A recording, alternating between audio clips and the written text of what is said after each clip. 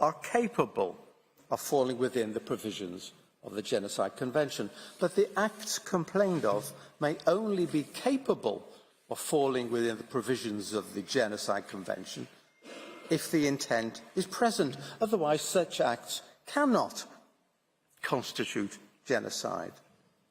The factor intent colours the whole question of Article 2 acts.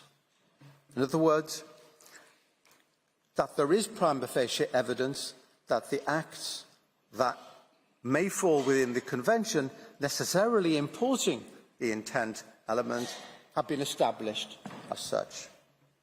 South Africa accepts the need to demonstrate intent.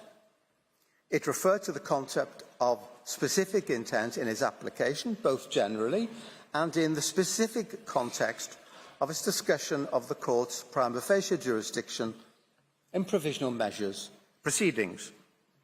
Indeed, South Africa placed a considerable emphasis upon intent in its pleadings yesterday by Ms. Hassim. Mr. Kaitobi devoted his whole pleading to this requirement. As far as the acts are concerned in this case, there is little beyond random assertions to demonstrate that Israel has or has had the specific intent to destroy, in whole or in part, the Palestinian people as such. The intention, faced with the 7th of October atrocities and the continuing rocket fire and incarceration of the hostages on the part of Israel to act in order to defend itself so as to terminate the threats against it and rescue the hostages, certainly exists. The intent to deal with the armed militants of Hamas and other such groups is undeniable. Were it the case, which we deny, that Israeli forces have transgressed some of the rules of conflict, then the matter would be tackled at the appropriate time by Israel's robust and independent legal system.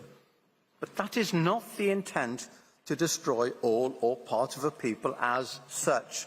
Israel's actions in restricting its targeting practices to attack military personnel or objectives in accordance with international humanitarian law in a proportionate manner in each case, as well as its practice of mitigating civilian harm, such as by forewarning civilians of impending action by the unprecedented and extensive use of telephone calls, leafleting, and so forth, coupled with the facilitation of humanitarian assistance, all demonstrate the precise opposite of any possible genocidal intent.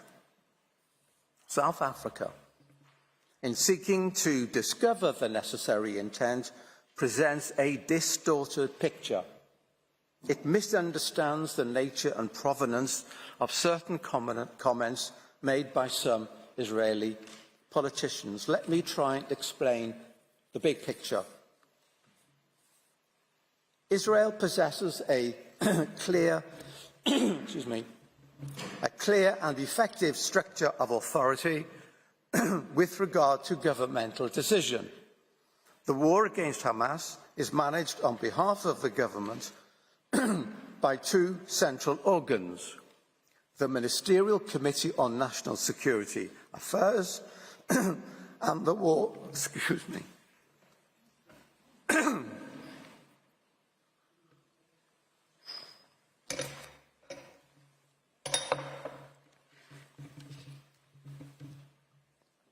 and the War Cabinet, the latter established for the purpose of managing the war by the former. These bodies make the relevant decisions regarding the war's conduct, and according to Israeli law, the decisions of the government and its committees obligate the ministers of the government in accordance with the principle of collective responsibility. It is the collective decisions of these bodies which are the binding provisions in question. The Prime Minister stands at the head of these organs, decides on the agenda of their meetings, steers their activity, and summarises the meetings and the instructions issued therein. To make it clear, in order to determine the policy and intentions of the government of Israel, it is necessary to examine the decisions of the Ministerial Committee on National Security Affairs and the War Cabinet, and to examine whether the particular comments expressed conform or not with the policies and decisions made. Thus, to produce random quotes that are not in conformity with government policy, produced as describing, is misleading at best. Such as the statement by the Minister of Heritage, for example, who is completely outside the policy and decision-making process in the war. In any event, his statement was immediately repudiated by members of the War Cabinet and other ministers, including the Prime Minister. In tab 1A of the volume which Israel has submitted to the court, one may find numerous excerpts from internal cabinet decisions that attest to Israel's true intent throughout this war. For example, one finds the instructions from the Prime Minister in a meeting of the Ministerial Committee on National Security Affairs from the 29th of October, stating the following. 1. The Prime Minister stated time and again, we must prevent a humanitarian disaster. 2. The Prime Minister indicated the possible sorts of solutions that will ensure required supply of water, food and medicine, increasing the amount of trucks entering with the necessary inspections. 3. Promoting the construction of field hospitals in the south of the Gaza Strip. To re-emphasise, this is a directive to authorities, nothing less. Tab 1A contains a considerable number of similar directives, emphasising the need to avoid harm to civilians and facilitate humanitarian aid. Genocidal intent? Let me turn to the IDF. This, like every army, is a hierarchical body that operates by way of orders from superiors and is headed by the Chief of the General Staff. Remarks or actions of a soldier do not and cannot reflect policy. In tab 1B, one may find a daily operational directive, which I understand is repeated day by day, issued by the Operations Directorate of the IDF, stating that attacks will be solely directed towards military targets while adhering to the principles of distinction, proportionality and the obligation taking precautions in attacks in order to reduce collateral damage. This is a directive that binds all IDF forces. It continues by stating that the laws of armed conflict allow destruction to civilian property only when there is a military necessity to do so, and prohibit harm to property for deterrence purposes only, or for the purpose of punishment, individual or collective. It emphasises that it is necessary to treat enemy civilians with respect. They should not be treated in a humiliating manner, and civilians should not be used for the purpose of performing activities that might put them under risk to their life or their body. This is a mandatory instruction effective since the start of the war. Tab 1B contains many similar provisions, which are themselves only an illustration of many other such directives, orders and procedures. Further, on the 28th of October, the Prime Minister publicly declared that the IDF is doing everything possible to avoid harming those not involved, while on the 18th of November, he declared that, first of all and above all else, Israel acts according to the laws of war. This is how our army works. The Minister of Defence publicly stated it on the 29th of October that we are not fighting the Palestinian multitude and the Palestinian people in Gaza, and declared on the 13th of November that our war is against the Hamas terrorist organisation, not the people of Gaza. Again, the President of Israel declared on the 12th of October that we are operating militarily according to rules of international law, period, unequivocally. We have collated numerous such statements by the President, by the Prime Minister, by the Minister of Defence, by the IDF spokesperson and others in tab 2 of our volume. Since this is such a critical part of South Africa's thesis, permit me to refer to 2 further statements by the Prime Minister. I start with the most recent, 10th of January. Israel has no intention of permanently occupying Gaza or displacing its civilian population. Israel is fighting Hamas terrorists, not the Palestinian population, and we are doing so in full compliance with international law. The IDF is doing its utmost to minimise civilian casualties, while Hamas is doing its utmost to maximise them by using Palestinian civilians as human shields. The IDF urges Palestinian civilians to leave war zones by disseminating leaflets, making phone calls, providing safe passage corridors, while Hamas prevents Palestinians from leaving at gunpoint and often with gunfire. Our goal is to rid Gaza of Hamas terrorists and free our hostages. Once this is achieved, Gaza can be demilitarised and de-radicalised, thereby creating a possibility for a better future for Israel and Palestinians alike. On 23rd of November, Prime Minister Netanyahu declared that any civilian death is a tragedy, anyone, and to avoid them, what you do is first you try and get the civilian out of harm's way, and that's exactly what we did. There are many more of the same. Any careful review of the official and binding policy decisions made by the relevant authorities in Israel since the outbreak of the war clearly evidence that such decisions lack any genocidal intent. The contrary is true.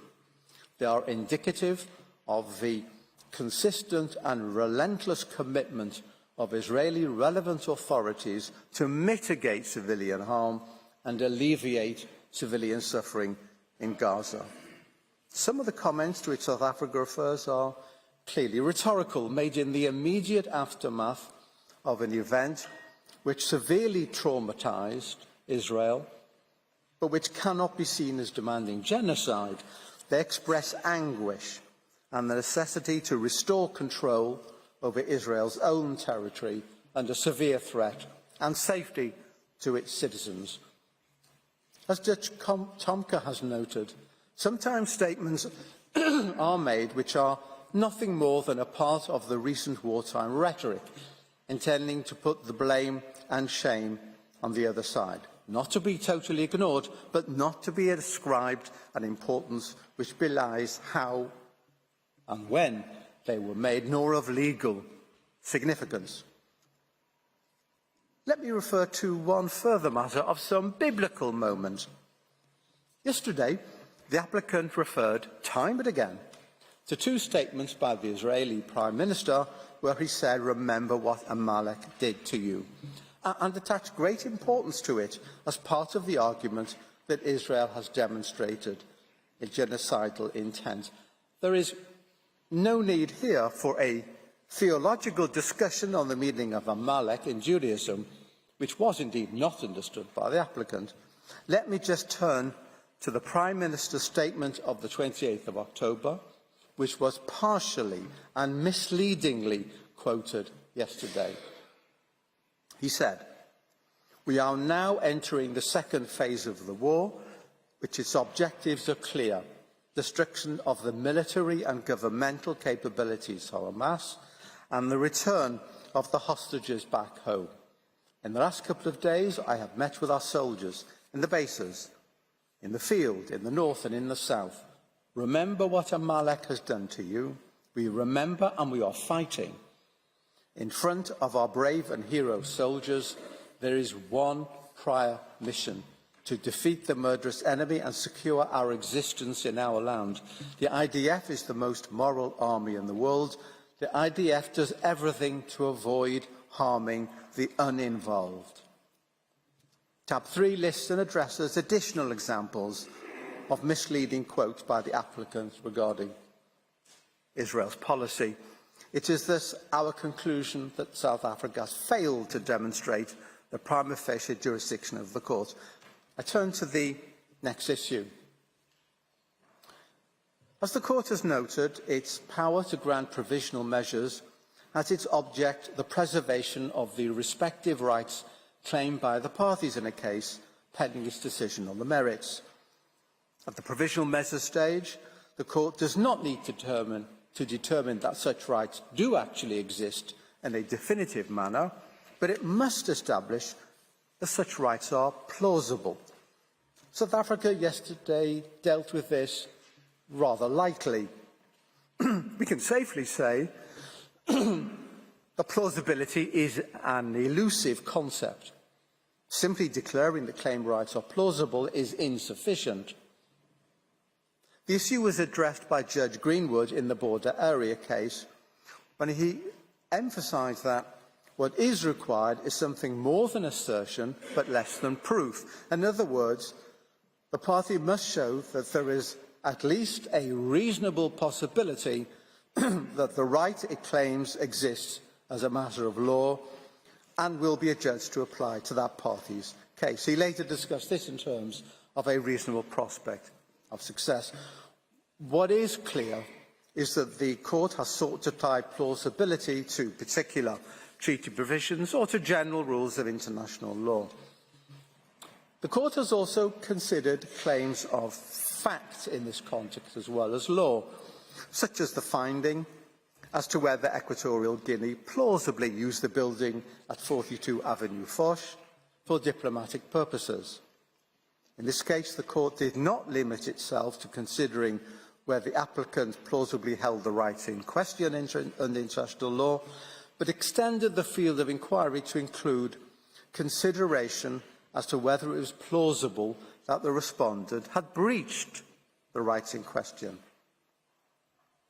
This approach appears also in Ukraine and Russia, where the court concluded that, on the basis of the evidence presented by the parties, it appears that some of the acts complained of by Ukraine fulfil this condition of plausibility. In other words, the court was prepared to consider not only the question of the plausibility of rights,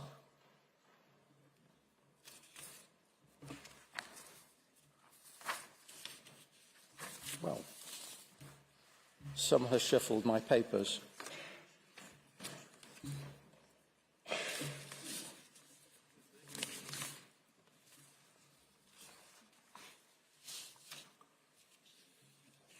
Well, but also the question of the possible breach of such rights.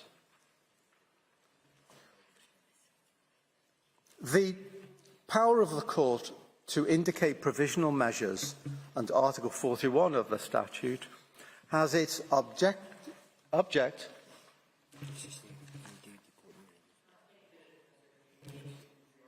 Yes, someone thought that my speech was a pack of cards.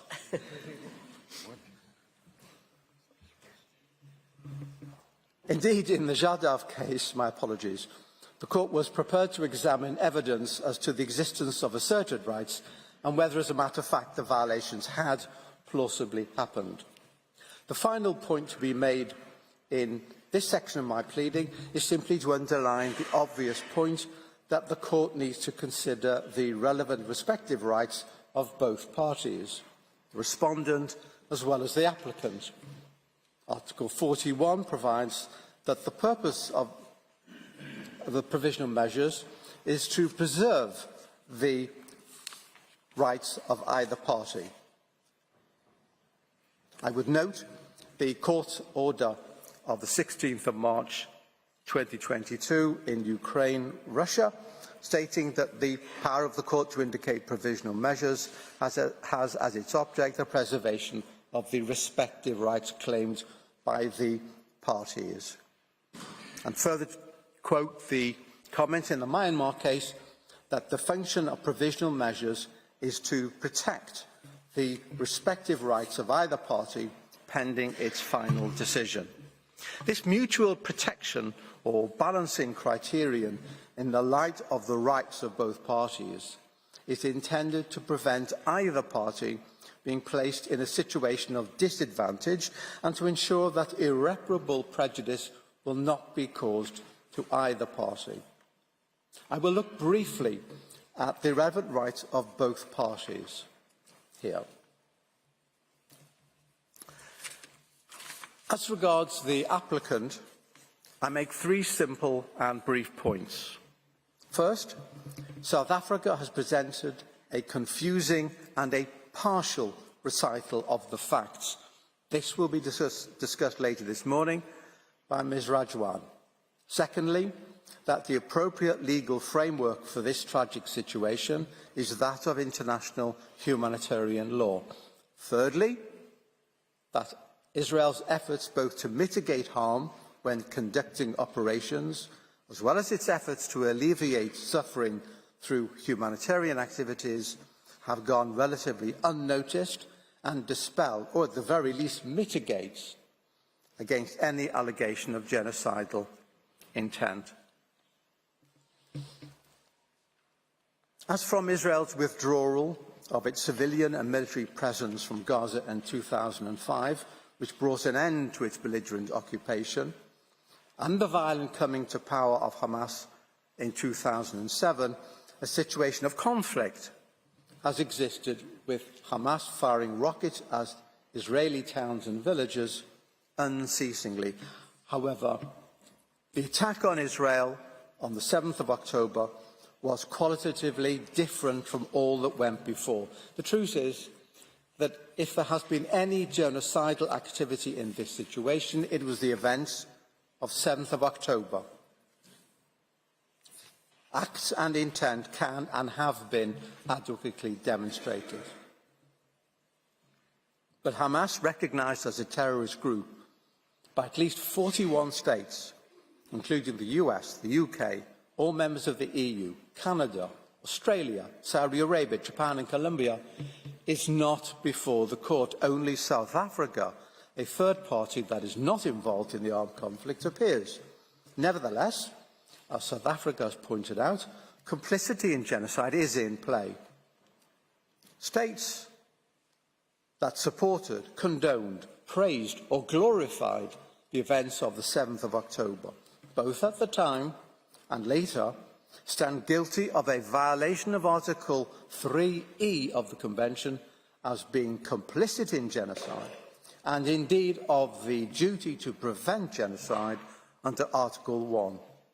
And as the agent has pointed out, South Africa has given succour and support to Hamas, at the least. Clearly of relevance to a discussion of the situation is the facilitation of humanitarian assistance, something that hardly sits well with accusations of genocidal intent. As my colleagues will demonstrate, Israel's activities in this area need to be addressed and not swept aside, as South Africa seeks to do. Prime amongst the rights of the respondent that are critical to any legal evaluation of the situation is the inherent right of any state to defend itself, embedded in customary international law and enshrined in the UN Charter. This right, afforded to states, reaffirms and underlines the responsibility of all states towards their citizens and marks the acceptance by the international community of the political reality and legal confirmation that states, when attacked, may legitimately respond in a forceful and proportionate manner. Professor Lowe yesterday sought to maintain that Israel has no right to self-defence, in this situation.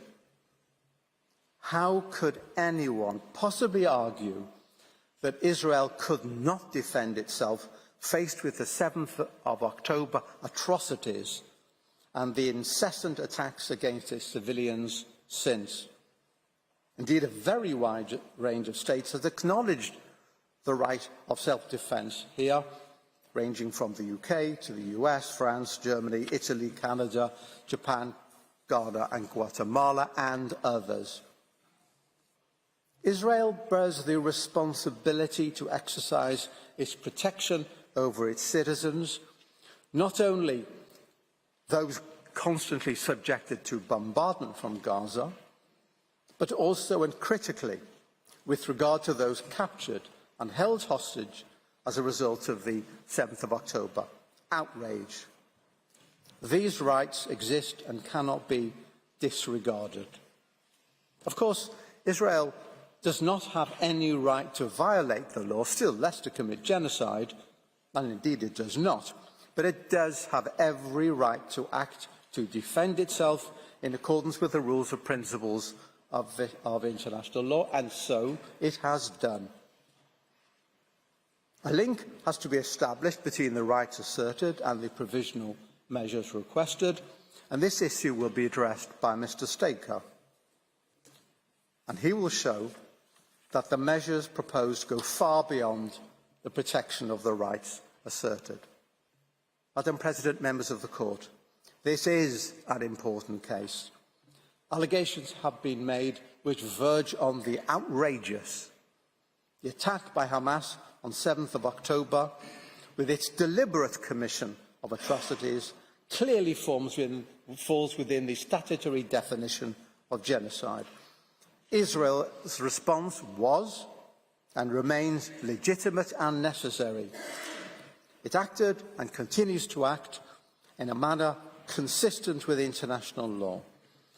It does so not in an unrestrained manner, but in investing unprecedented efforts in mitigating civilian harm at a cost to its operations, as well as alleviating hardship and suffering with investment of resources and efforts. There is no genocidal intent here. This is no genocide. South Africa tells us only half the story. Israel is guilty of genocide. We cannot deal with Hamas. Only Israel must be stopped from protecting its citizenry and eliminating the egregious threat that is Hamas. We cannot deal with Hamas. Meanwhile, we must bind the arms of the State of Israel. Hamas is for some other body. I conclude. First, the core of genocide is intent. Without intent, there can be no genocide in law.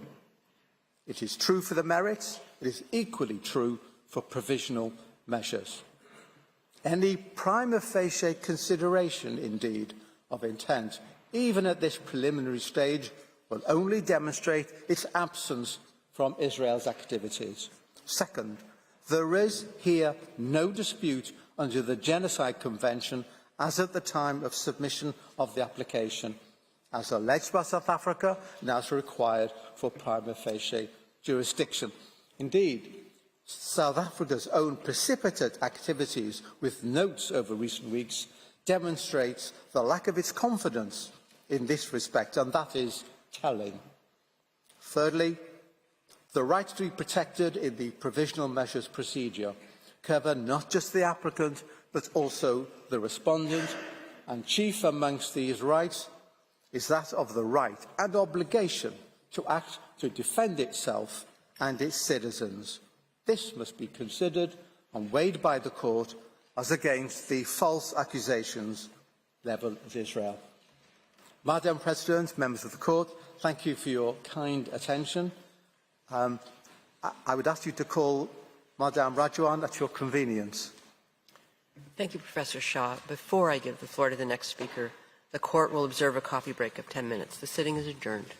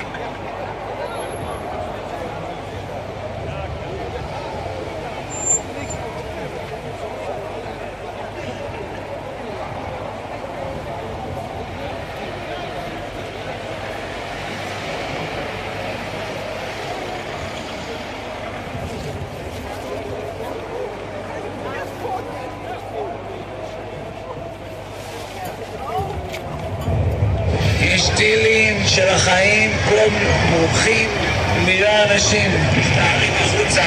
אנחנו ברגע של בום.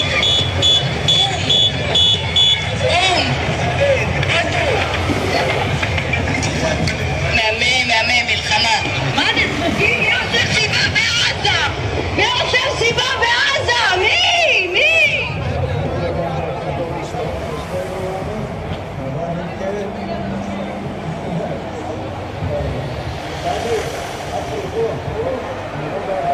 שירותים באוויר, סגרו את הסיבה.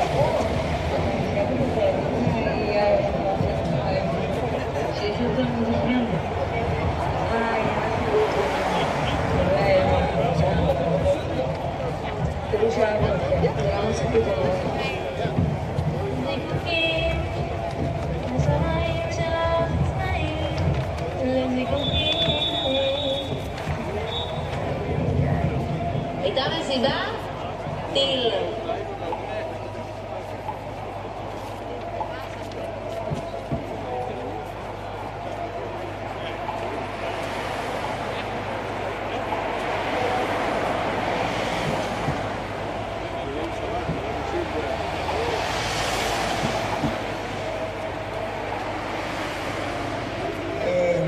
איזה באסה, על החיים, המסיבה הכי יפה בארץ, האנשים הכי יפים. ממש, אנחנו כאילו בהתקצרים פה, כולם בורחים מאותו המקום, מקווה שיהיה טוב, אוהבים.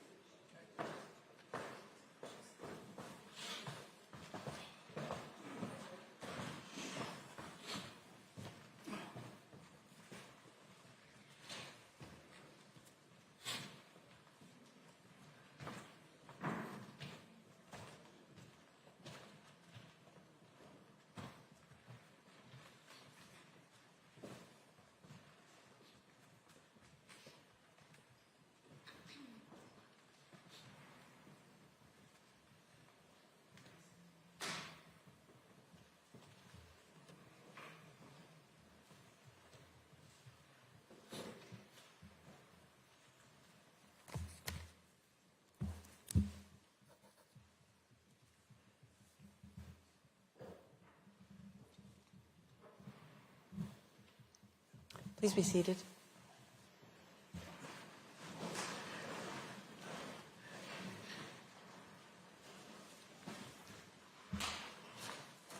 The sitting is resumed, and I now give the floor to Ms. Galit Ragwan. You have the floor.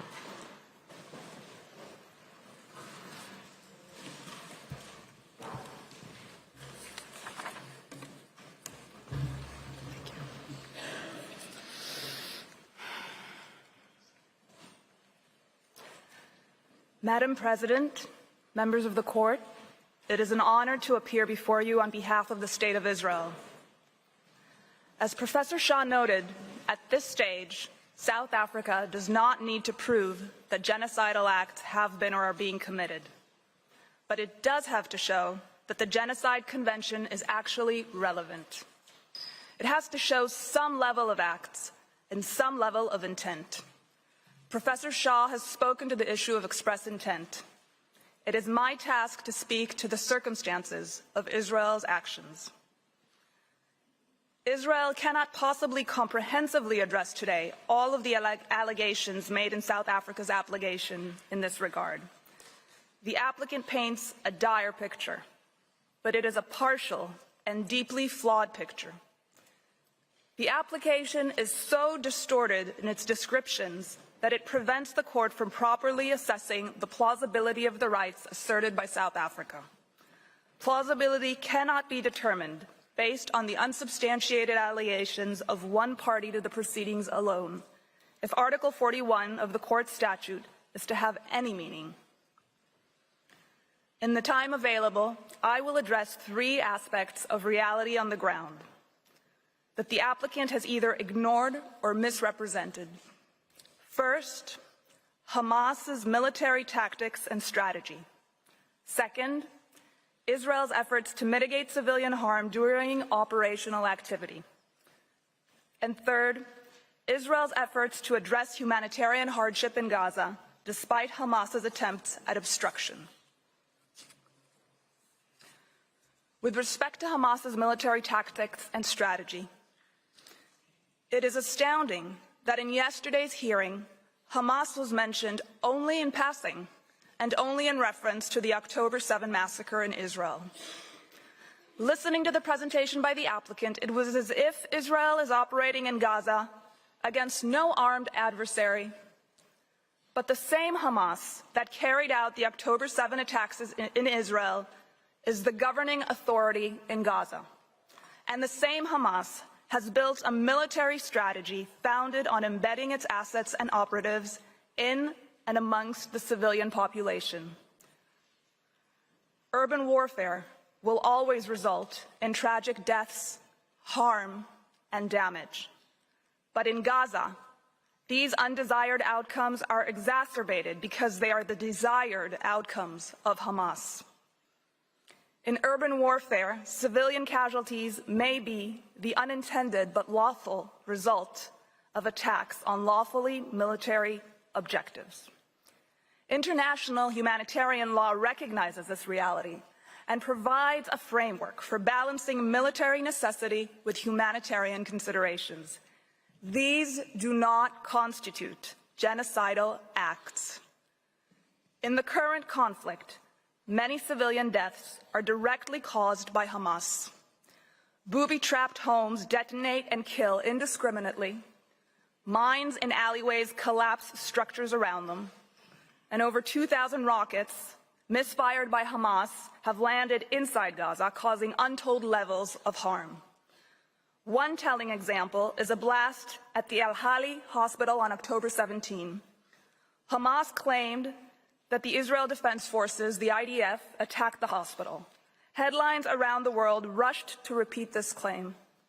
The IDF later proved, and U.S. intelligence and other national security intelligence agencies independently confirmed that the blast was the result of a failed launch from within Gaza. It was not, as Hamas claimed, the fault of the IDF. Damage to civilian structures is another fact claimed by South Africa as evidence of genocide. But South Africa does not consider the sheer extent to which Hamas uses ostensibly civilian structures for military purposes. Houses, schools, mosques, UN facilities, and shelters are all abused for military purposes by Hamas, including as rocket launching sites. Hundreds of kilometers of tunnels dug by Hamas under populated areas in Gaza often cause structures above to collapse. In the slides before you, you can see a militant priming projectiles for launch on IDF forces in Gaza. You can see the holes in the residential house to hide and launch them. Here, you can see projectiles discovered underneath a bed in a child's bedroom. Here, a rocket being fired from a school. The launch site is circled in red. Here you can see firing from a UN school. You can see the letters UN on the roof, and the fire is circled in red. And here, long-range rocket launchers hidden inside a Scouts Club building. Finally, you can see part of a tunnel that runs for 4 kilometers, including nearby the Erez crossing, which is adjacent to Israel. Gaza's infrastructure has certainly been harmed during the conflict. However, South Africa would have the court believe that Israel is deliberately and unlawfully destroying homes without cause, but harm caused to lawful military objectives and harm caused as a result of Hamas's actions is not evidence of genocide. South Africa also alleges that Israel has waged an assault on Gaza's health system. What South Africa has neglected to bring before the court, however, is the overwhelming evidence of Hamas's military use of such hospitals. Hamas militants retreated to Rantisi Hospital in Gaza on October 7th with hostages from Israel, whom they then held in the basement. In the slide before you, you will see a militant going into Quds Hospital with an RPG. Hamas fired at IDF forces from near and from within the Quds Hospital. At Shifa Hospital, Gaza's largest, Hamas managed operations from a closed-off area. Here you can see an opening to the tunnel that ran for hundreds of meters directly under the hospital. Here you can see the weapons found in different wings of the hospital. And here, CCTV footage showing armed militants bringing hostages into the hospital's lobby. More than 80 militants hiding inside another hospital, the Adwan Hospital, surrendered themselves to the IDF. And here, you can see a weapon that IDF forces discovered hidden inside incubators at the hospital. The director of the hospital has admitted that numerous members of hospital staff belong to Hamas's military wing. In the Indonesian hospital in the neighborhood of Jabalia, Hamas forces managed their operations from that hospital until the IDF reached it. IDF forces recovered the bodies of 5 murdered hostages from a tunnel dug underneath the hospital.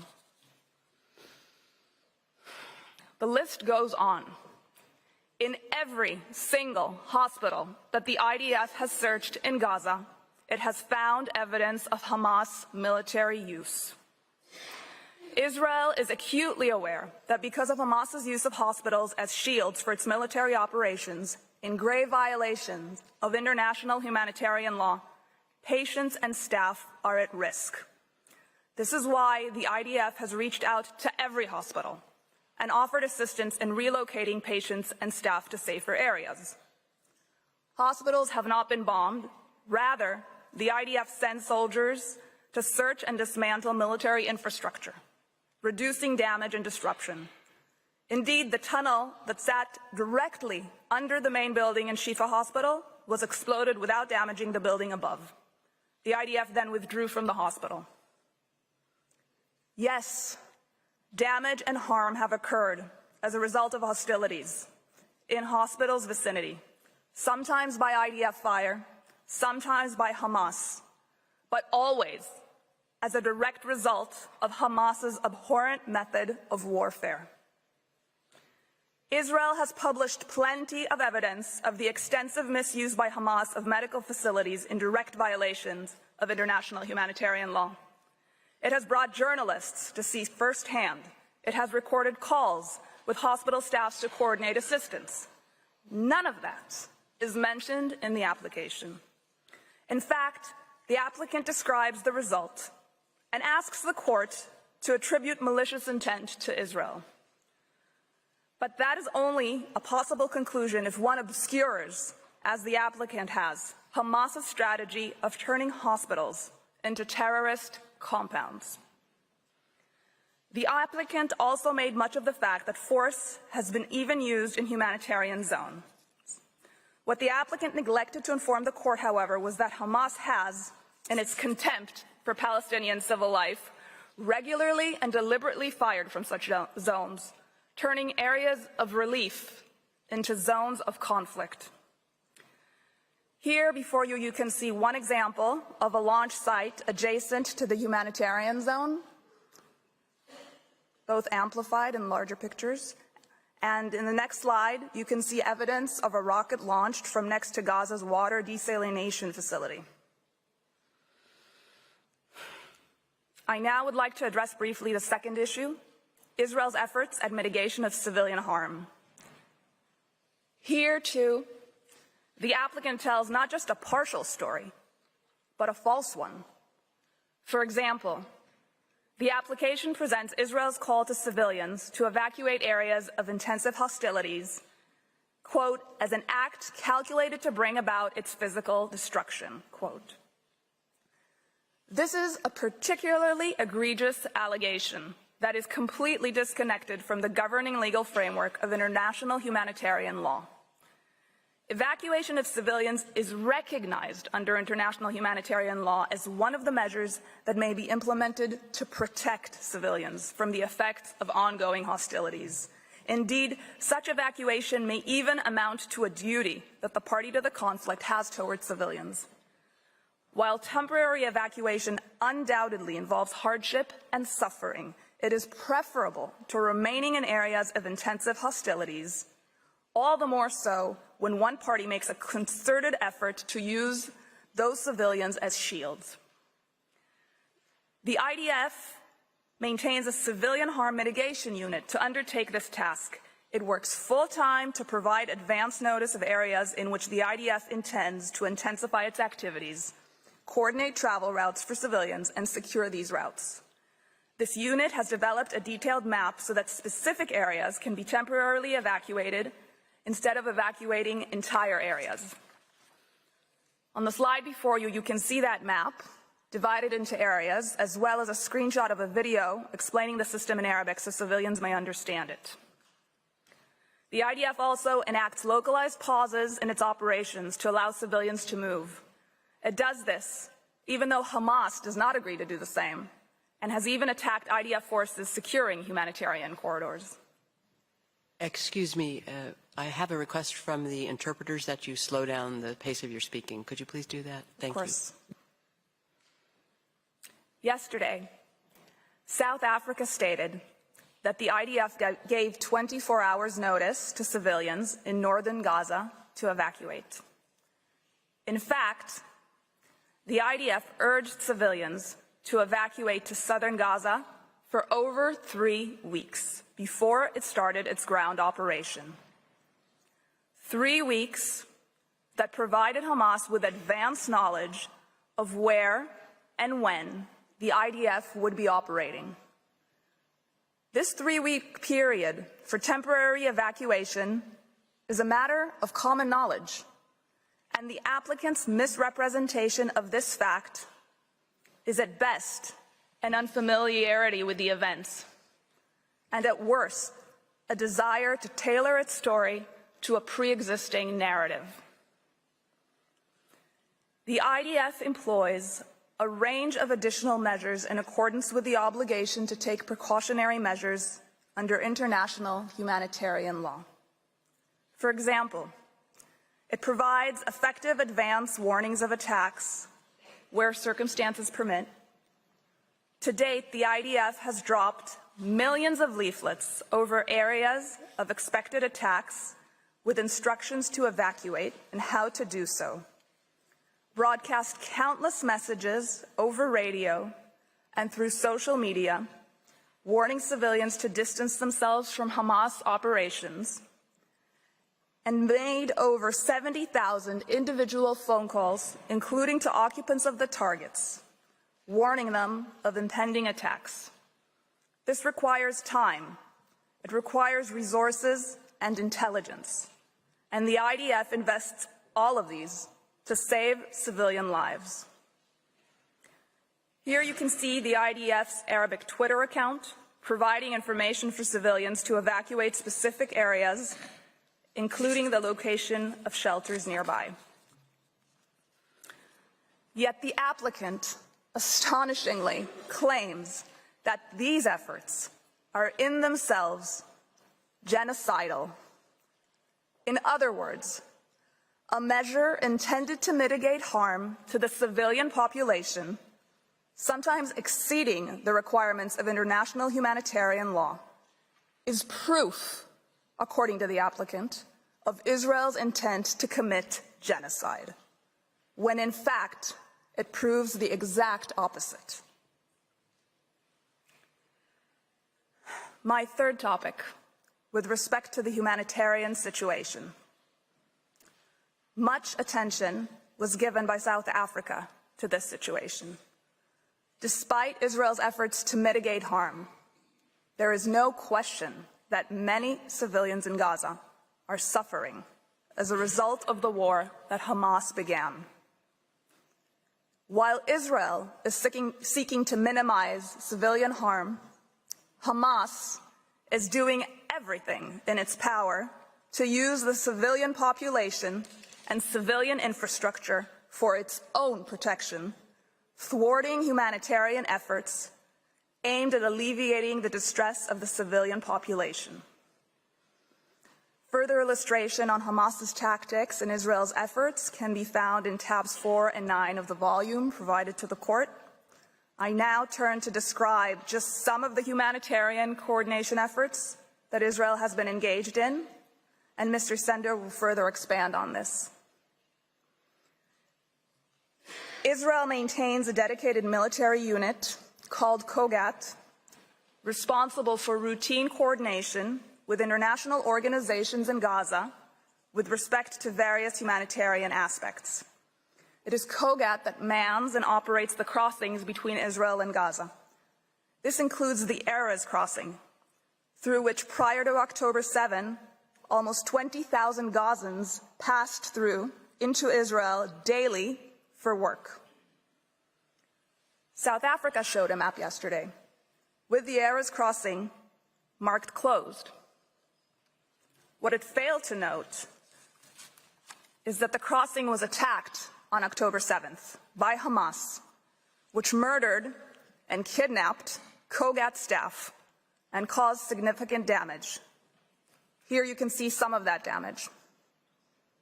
Nevertheless, Kogat works around the clock to fulfill its role. Its large professional staff run numerous initiatives, of which I will only mention a few. First, Kogat manages a mechanism by which it maintains an up-to-date picture of the needs in Gaza. It does this with the UN, other international organizations, and states, whose representatives sit in Kogat's offices. Kogat uses this monitoring to help donor states and organizations prioritize their aid efforts to fit the evolving situation on the ground. Second, Kogat facilitates the entry of aid into Gaza. Israel has publicly stated repeatedly that there is no limit on the amount of food, water, shelter, or medical supplies that can be brought into Gaza. To increase capacity, Kogat has reopened the Kerem Shalom crossing, as acknowledged by the Security Council in Resolution 2720, despite Hamas putting it under fire. Israel has offered to extend operating hours at the crossing if there is a capacity to receive the goods by international organizations on the Gazan side. Third, Kogat works to reinforce and strengthen medical services. Kogat has facilitated the huge logistical challenge of establishing 4 field hospitals in Gaza, and more are being set up, and 2 floating hospitals.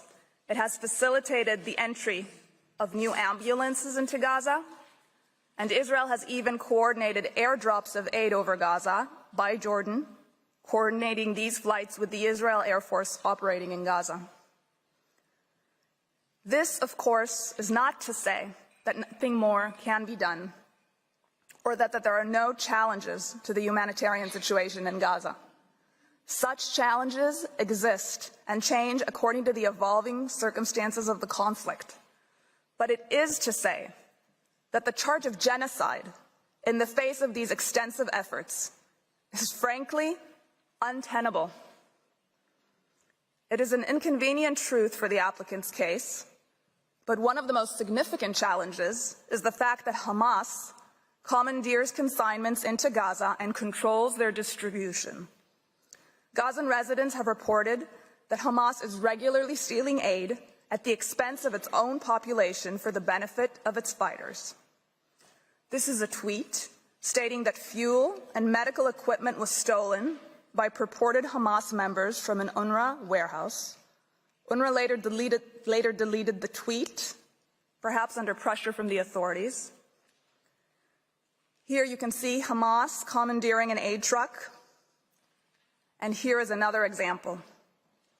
Because Hamas for years has used aid consignments to smuggle weapons, security checks of all goods going into Gaza are required, as acknowledged by international humanitarian law.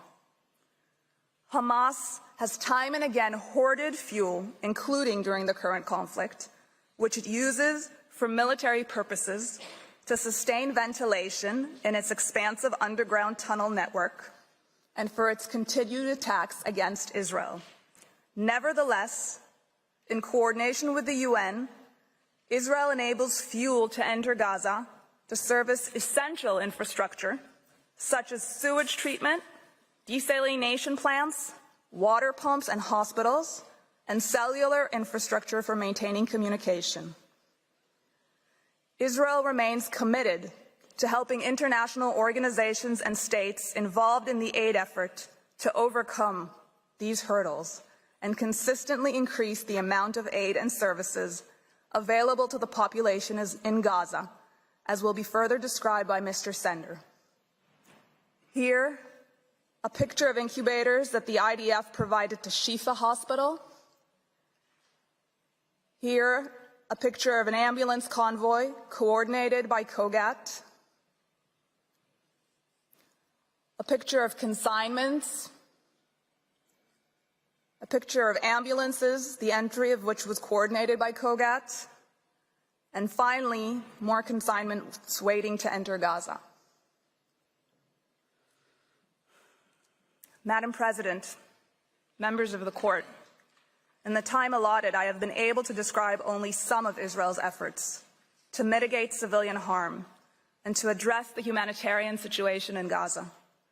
But even this mere fraction is enough to demonstrate how tendentious and partial the applicant's presentations of these facts is, and certainly enough to conclude that the allegation of intent to commit genocide is baseless.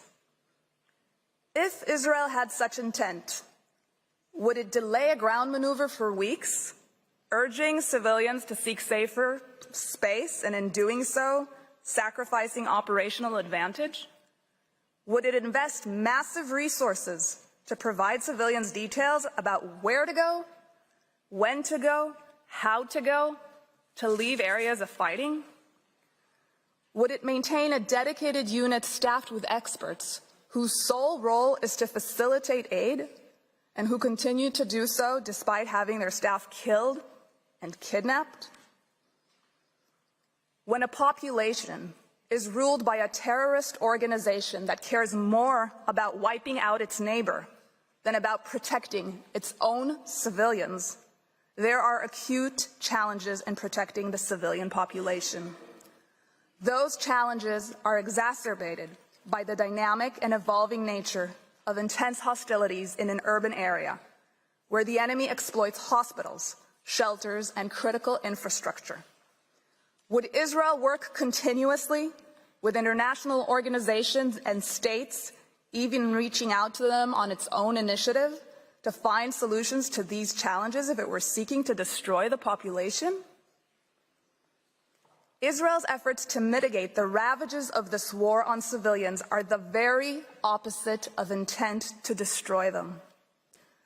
Under these circumstances, far from being the only inference that could reasonably be drawn from Israel's pattern of conduct, intent to commit genocide is not even a plausible inference. Madam President, members of the Court, that concludes my statement. I thank you for your kind attention, and I ask that you now invite Mr. Sender to the podium.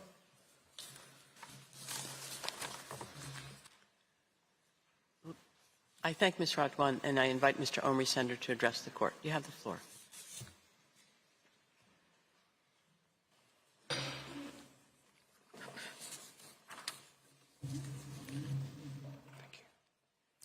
Madam President, members of the Court, it is an honor to appear before you today on behalf of the State of Israel. It falls to me to address the condition of risk of irreparable harm and urgency. This third condition is, of course, dependent on the two preceding ones. Professor Shaw and Ms. Radwan have already shown that the provisions relied upon by the applicant do not afford even prima facie, a basis on which this court's jurisdiction could be founded.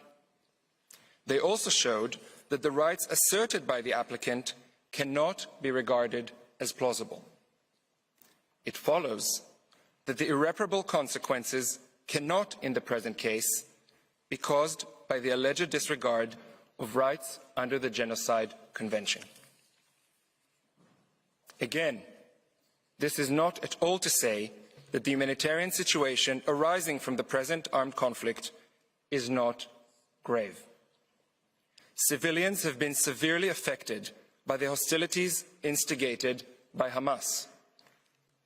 Its systematic strategy of prosecuting war from under and within the civilian population exposes civilians to great risk, and it has brought about great suffering. Israel has done and is doing a great deal to alleviate this suffering in very challenging circumstances. In this regard, the factual account provided by the applicant is once again entirely one-sided. The application and request run no less than 84 pages, but they make hardly any mention of the extraordinary efforts undertaken by Israel and by a host of other states and international actors to improve the humanitarian situation. We again heard virtually nothing from the applicant on this issue yesterday. But this is a critical factor in the request before you. As Ms. Rajuan has shown, it frustrates any attempt to establish the necessary special intent for genocide. It also bears upon the third condition established in your case law.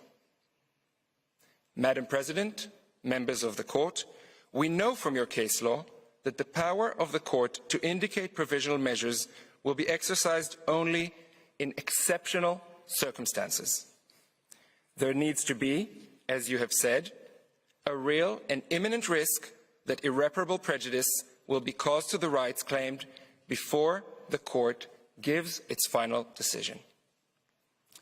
Your order in the Myanmar case, in which the Genocide Convention was also invoked, suggests that the adoption, and I quote, of concrete measures aimed specifically in recognizing and ensuring the right, end of quote, of the group in question to exist would mean that irreparable harm and urgency cannot be established. Precisely such concrete measures have been taken by Israel, which has been facilitating the provision of more and more humanitarian assistance for people in need throughout the Gaza Strip. These steps have not only been increasing so as to meet the developing situation on the ground. They are continuously undertaken specifically in order to prevent harm to the civilian population. These efforts have had an impact. Just last week, for example, with the assistance of the World Food Programme, a dozen bakeries reopened with the capacity to produce more than 2 million breads a day. The World Food Programme has said the delivery of flour, salt, sugar and yeast continues so as to enable more bakeries to reopen, increasing accessibility and affordability for thousands of families. And since the applicant mentioned yesterday the number of trucks entering Gaza each day before and after the war, the accurate average number for trucks specifically carrying food is 70 trucks a day before the war and 109 trucks a day over the last 2 weeks. All this information may be found in your judge's folder. Access to water has also been a priority. As with food supplies, there is no restriction on the amount of water that may enter Gaza. Israel continues to supply its own water to Gaza by 2 pipelines. It facilitates the delivery of bottled water in large quantities, and it repairs and indeed expands water infrastructure that has been damaged by the fighting. an additional water pipe bringing water into southern Gaza from Egypt began operating a few weeks ago. Access to medical supplies and services is also growing. Israel has so far facilitated the establishment of 4 field hospitals and 2 floating hospitals. The establishment of 2 more hospitals is underway. Israel is facilitating the entry of medical teams into Gaza, as also vaccinations, including in cooperation with UNICEF. Ill and wounded persons are being evacuated through the Rafah border crossing to Egypt, the United Arab Emirates, Turkey, Qatar, and Jordan. Tents and winter equipment are being distributed as well. The constant delivery of fuel and cooking gas is also facilitated. According to official data, again in your judges' folders, from 8 December, the amount of fuel entering Gaza has doubled and currently stands at 180,000 liters a day. This is a target amount requested by the UN itself. Since 21 December, the amount of cooking gas entering Gaza has also doubled, now standing at an average of 90 tons per day. Details of this kind concerning the various ongoing humanitarian efforts are updated every single day on a designated English website of COGAT, the unit in the Ministry of Defense in charge of monitoring the humanitarian situation. When pressing needs are identified, solutions are soon coordinated. A great effort is indeed invested in eliminating bottlenecks so as to improve the entrance and distribution of aid, notwithstanding Hamas constantly stealing it. As you have heard, a joint operations room involving Israel, Egypt, the United States, and the UN operates daily to solve in real time logistical difficulties. Israel also coordinates with various UN agencies and the ICRC to address their own needs. On 15 December, Israel decided to open its crossing at Kerem Shalom with the express intention to improve and upgrade the delivery of humanitarian assistance to Palestinian civilians in Gaza. That part of the government's decision is in your judges' folder as well. This has eased congestion at the Rafah crossing and helped facilitate the provision of greater amounts of aid. Israel facilitates air routes as well for parachuting aid directly into Gaza. Facilitating a maritime corridor is currently being considered with other states. Madam President, members of the Court, again, these are just some examples, but they show that Israel, no doubt, meets the legal test of concrete measures aimed specifically at recognizing and ensuring the rights of the Palestinian civilians in Gaza to exist. It has been the daily work of numerous Israeli officials of various agencies to ensure that these and other steps are effectively carried out at a time when they and their families are themselves under constant attack. A determination that the multilateral large-scale humanitarian effort is lacking, or that scaling up access of humanitarian relief to Gaza would be of no avail, as the applicant would have you believe, should not be made lightly. Madam President, members of the Court, 2 additional elements warrant your careful attention. They too suggest that the condition of urgency is not as easily met as the applicant would have you believe. First, the scope and intensity of the hostilities has been decreasing. Israel's defense minister said last week that Israeli forces would be shifting from the intense maneuvering phase of the war toward, and I quote, different types of special operations. This statement, made in an interview to international media, is found at tab 16A of the volume submitted. This week, on 8 January, the spokesperson for the Israeli military confirmed that the Israeli campaign had already started a transition to fewer ground troops and fewer airstrikes. The war shifted a stage, he said. As you will see in tab 16B of the volume, he spoke of a new and less intense phase of fighting. He specifically mentioned that Israel will continue to reduce the number of troops in Gaza. 5 brigades, consisting of thousands of soldiers, have already been withdrawn from the territory. Second, the UN Security Council has only recently adopted a resolution for the specific purpose of alleviating the humanitarian situation.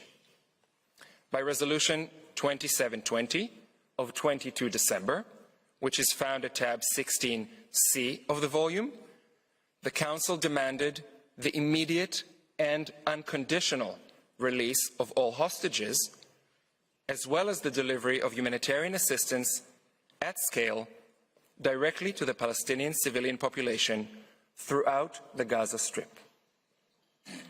More specifically still, the Council requested the Secretary General to appoint a senior coordinator in order to establish a UN mechanism for accelerating the provision of humanitarian relief consignments to Gaza.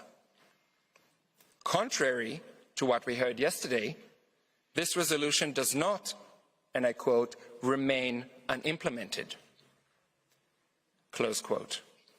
A senior coordinator has been appointed and indeed began her work. The Council remains actively seized of the matter.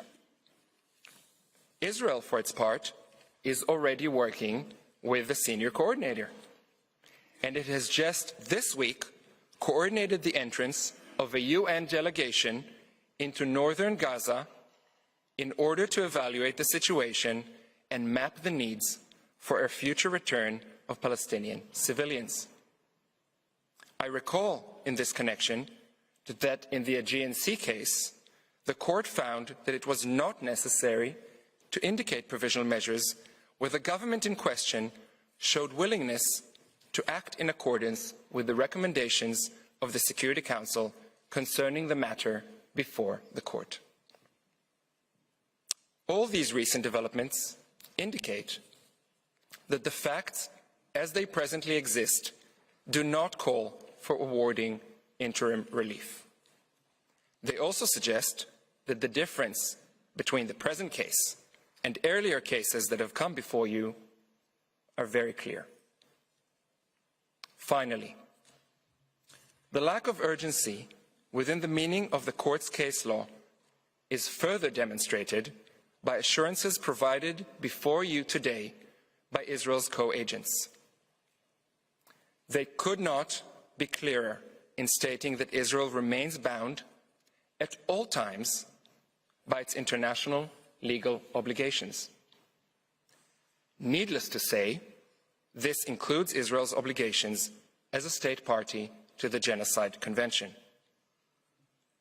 The applicant will have this court say that it cannot take the word of a state. That would be not only unfortunate, it would also be contrary to the law on unilateral declarations of states. Unsurprisingly, your consistent case law suggests that assurances of the kind offered by Israel may well render the indication of provisional measures unnecessary. Madam President, members of the Court, the conclusion is that the condition of irreparable prejudice and urgency cannot be met. It is Israel and its citizens who would risk irreparable harm if the request of South Africa were to be granted. Madam President, distinguished members of the Court, that concludes my statement. I thank you for your kind attention, and I ask that you now invite Mr. Staker to the podium. I thank Mr. Sender, and I now invite Mr. Christopher Staker to take the floor. You have the floor, sir.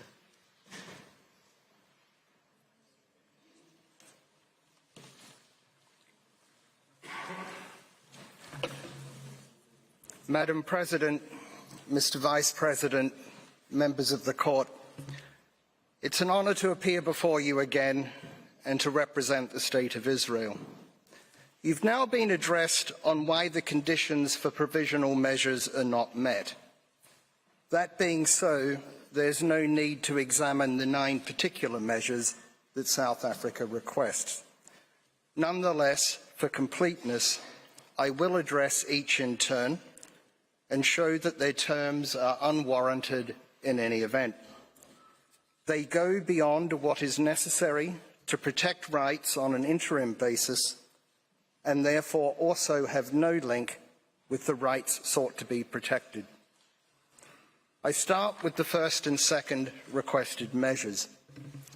These would require immediate suspension of Israel's military operations in Gaza.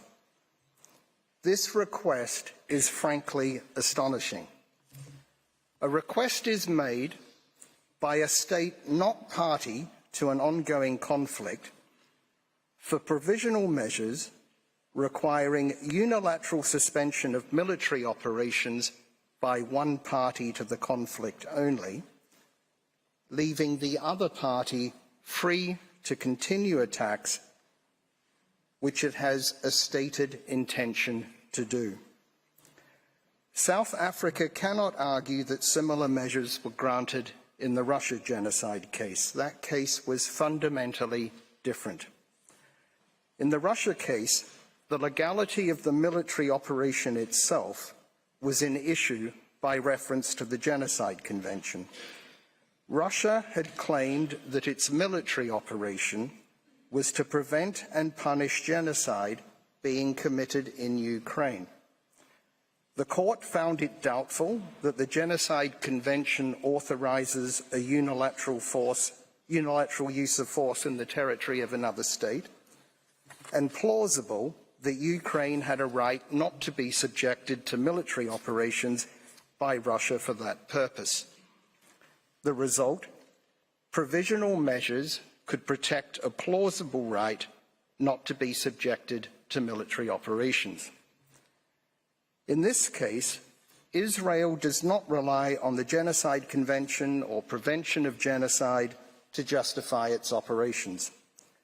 The lawfulness of the operations themselves does not involve any interpretation, application, or fulfillment of the Convention over which the court has jurisdiction.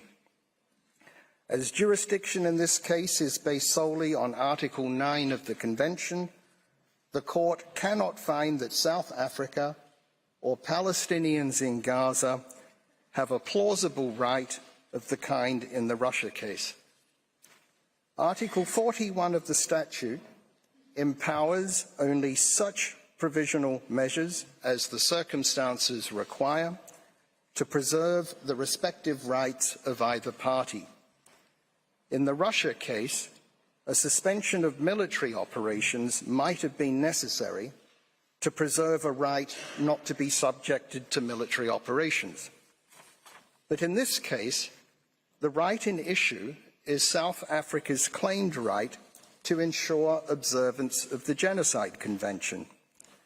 It's absurd to suggest that the only way to ensure observance of the Genocide Convention in a military operation is to prevent the operation from being conducted at all, in order, according to South Africa, to secure the humanitarian response and avoid yet more unnecessary death and destruction.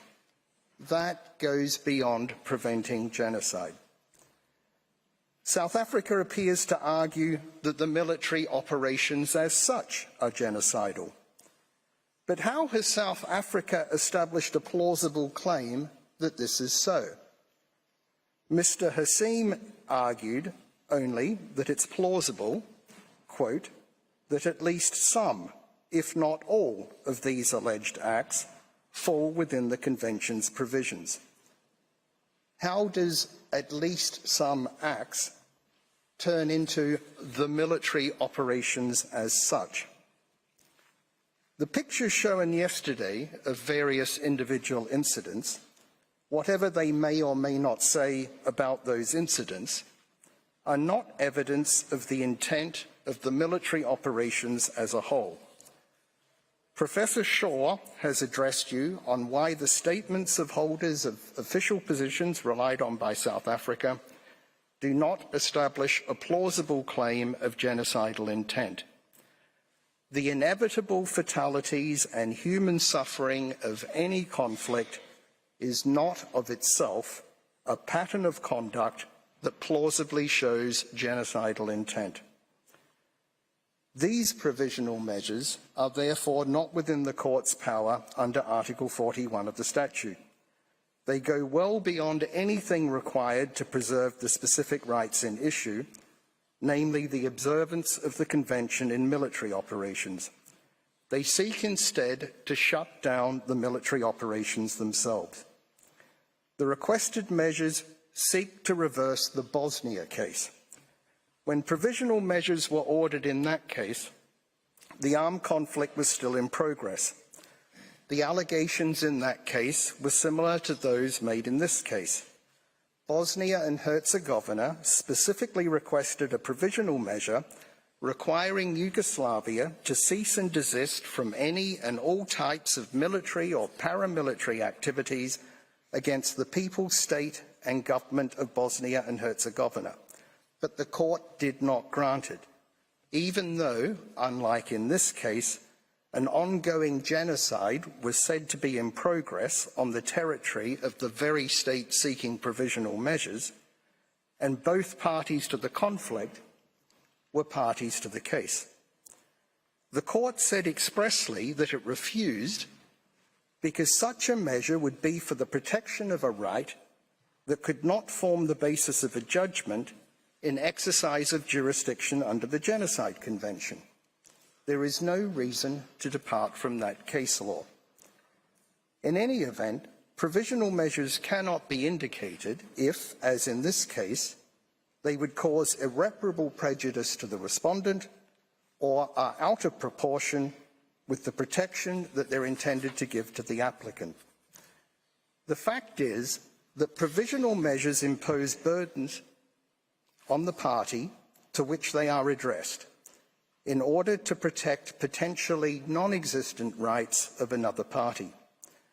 It would be contrary to the sovereign equality of states for such burdens to be imposed without regard to their effects on the state to which they are addressed. As Judge Abraham said in the pulp mills case, in a request for provisional measures, the Court is faced with conflicting rights claimed by the respective parties and cannot avoid weighing those rights against each other. In the Financing of Terrorism Convention case, Judge Tomka said that the Court, when considering requests for provisional measures, is expected to weigh and balance the respective rights of the parties. He went on to note, citing specific examples, that this requirement has been observed in the Court's practice. The Court has made clear in other provisional measures orders that it must preserve the respective rights of both parties. Its established jurisprudence is that Article 41 of the statute, quote, has as its object the preservation of the respective rights claimed by the parties, unquote. That is to say, both parties. The respective rights to be preserved are thus not only the plausible but yet to be determined rights claimed by the applicant, but also the plausible and yet to be determined rights of the respondent to engage in conduct that provisional measures would restrain. Other international dispute settlement fora also balance the interests of both parties when ordering provisional measures. Already a century ago, a mixed arbitral tribunal recognised a principle that the possible injury to the addressee of provisional measures must not be out of proportion with the advantage which the claimant hopes to derive from them. The Institute of International Law has now recognised a general principle of law that international and national courts and tribunals may grant interim relief and, as a requirement for such measures, that the risk of injury to the applicant must outweigh the risk of injury to the respondent. This principle is also recognised by other international dispute settlement mechanisms. Other principles applied when indicating provisional measures are that none of the parties can be put at a disadvantage, that measures should not go beyond what is necessary to achieve their end, that the measures must not cause irreparable prejudice to the rights of the respondent, and that any impression of bias must be avoided. These principles are all aspects of the most basic and elementary duty of the court to ensure equality between the parties. Article 41 of the statute states that provisional measures are to preserve the respective rights of either party. It does not refer solely to the rights of the applicant for provisional measures. Not to apply such principles would be absurd. Suppose that the Genocide Convention and the Court had already been in existence during the Second World War, and that the Allied powers were all parties to the Convention without reservation, while the Axis powers were not. Suppose that a neutral state had brought proceedings against the Allied powers, alleging breaches of the Genocide Convention and their conduct of hostilities, and requesting provisional measures requiring the Allies to cease hostilities immediately, invoking pictures of civilian fatalities and suffering in the war as a plausible claim. Such provisional measures would have required the Allies to surrender to the Axis powers, even though the case against them might later have been held to be wholly unfounded, without any consideration by the court of whether genocide was being committed by the Axis powers. Provisional measures must have their limits. Could a provisional measure require a state to change its government, or to vote in a particular way in the General Assembly? The answer must be no. Can provisional measures require a state to refrain from exercising a plausible right to defend itself? The answer must be the same. In this case, the balancing of interests must take into account the following. First, Hamas is considered to be a terrorist organization by Israel and other states. Second, it's undisputed that on 7 October, Hamas committed on Israeli territory a large-scale terrorist attack. This is continuing. Third, Israel's right to conduct the military operations in exercise of its right to defend itself has been recognized internationally. Fourth, Israel is committed to complying with international humanitarian law. And fifth, Israel is taking steps to alleviate the humanitarian situation. The co-agents and other counsel have and will address you on this. Sixth, this is not a case where provisional measures could require both parties to a conflict to exercise mutual restraint. They would not be binding on Hamas.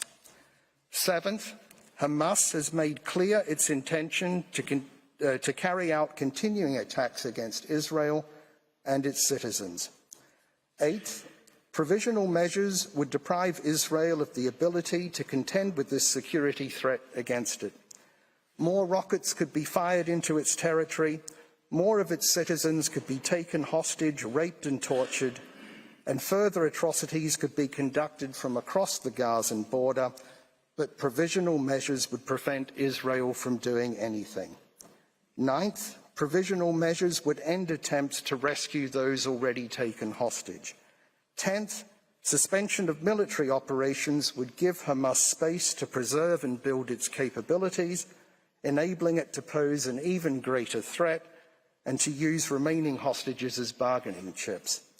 If granted, the result would be this: an organization recognized internationally as terrorist has committed a terrorist atrocity in the territory of a state, and a third state now seeks an order from this court that would prevent the attacked state from responding, but which would impose no obligation on those responsible for the attack. The requested measures would not put an end to the conflict, but only to military operations by one party to the conflict. These measures would assist the other party and encourage the commission of further terrorist attacks. In this respect also, the Russia case is fundamentally distinguishable from this case. Provisional measures should be a temporary shield to preserve claimed but as yet unproven rights pending a decision on the merits. Instead, they're being used here as a sword to give an advantage to one party in a conflict over another. The irreparable prejudice to Israel is obvious, so is the lack of proportionality. Madam President, members of the Court, Israel's position is that there is no conceivable basis on which the first two provisional measures could be ordered. I turn then to the third requested measure. This would require Israel to take all reasonable measures to prevent genocide. This is analogous to the first provisional measure in both the Bosnia case and the Myanmar case. There are two further objections to this measure. First, its wording is not confined to the current military operations in Gaza. It's expressed to apply in relation to the Palestinian people generally. This opens the possibility to later claims that actions by Israel having nothing to do with Gaza are in breach of this provisional measure. While the Convention obligation to prevent genocide may not be confined to current operations in Gaza, the subject matter of this case is. There is no justification for the provisional measure to extend beyond the claim itself. This particular objection applies also to the fourth and seventh requested measure. A second objection is that this third provisional measure would impose the same obligation on South Africa as well. No reason is given for this. The other requested provisional measures do not apply to South Africa. Why this one? Is South Africa saying it may fail to comply with its obligation to prevent genocide if not compelled to do so by a provisional measure? Unlikely. Rather, through this provisional measure, South Africa appears to seek a special mandate from the court to act internationally in relation to Palestinian issues on the basis that it seeks to prevent genocide. Indeed, if South Africa's right to bring these proceedings was disputed, South Africa might argue that this provisional measure gives it the right. However, provisional measures cannot confer special mandates on states, and no justification for doing so is established in any event. The third provisional measure should therefore not be granted. I move on to the fourth requested measure. This would require Israel to desist from committing acts within the scope of Article 2 of the Convention. There are fundamental objections to this measure. First, it has no counterpart in the provisional measures ordered in the Bosnia and Myanmar cases. What's the need for this special novel measure? No explanation is given. Second, it uses the word desist, which implies that violations of the Convention by Israel are occurring. It seeks an implied ruling on the merits. In the Bosnia case, you declined to grant a provisional measure requested by Bosnia and Herzegovina that Yugoslavia must cease and desist from all acts of genocide. You should also refuse this request. It's one thing to call on a state to comply with its obligations under the Convention. It's quite another to imply that a state has failed to do so. While provisional measures are without prejudice to the merits, such an implied finding will tarnish the reputation of the respondent state, which is not only unprincipled, but also unnecessary within the meaning of Article 41 of the statute to protect claimed rights on an interim basis. Third, this measure refers to acts within the scope of Article 2 of the Convention. Now, although an act is not within the scope of Article 2 unless it's committed with genocidal intent, the proposed wording leaves scope for South Africa subsequently to argue that the words mean only the acts themselves, whether committed with genocidal intent or not. On that interpretation, the effect would be to shut down Israel's military operation. Every killing or wounding of an opposing combatant by Israeli forces Every collateral civilian casualty, no matter how lawful under international humanitarian law, would be a breach of this provisional measure. Even security checks by Israeli forces of humanitarian aid entering Gaza, in accordance with international humanitarian law as recognised by Security Council Resolution 2720, might be argued to be a breach. The request for this measure should be rejected for the same reasons as the first and second measures. I next address the fifth requested measure. This specifies types of acts to be regarded as deliberately inflicting conditions of life calculated to bring about physical destruction for purposes of the fourth provisional measure. This measure is also objectionable. First, it's not a freestanding measure, but an elaboration of paragraph C of the fourth measure. If the fourth measure is not granted, then the fifth measure falls away. Secondly, no analogous provision is found in the provisional measures order in the Bosnia and Myanmar cases, and no special need for such a new measure is established. Third, it again uses the word desist. Fourth, it seeks further impermissible implied rulings on the merits. For instance, it refers to so-called expulsion and forced displacement of Palestinians from their homes. This is an apparent reference to Israel's practice of issuing calls for civilians to temporarily evacuate areas of intense hostilities, which is in fact a measure to mitigate harm to civilians. This measure thus seeks the court's ruling that evacuation calls amount to expulsion and forced displacement of Palestinians from their homes. Does South Africa suggest that Israel should cease giving warnings to civilians before military operations?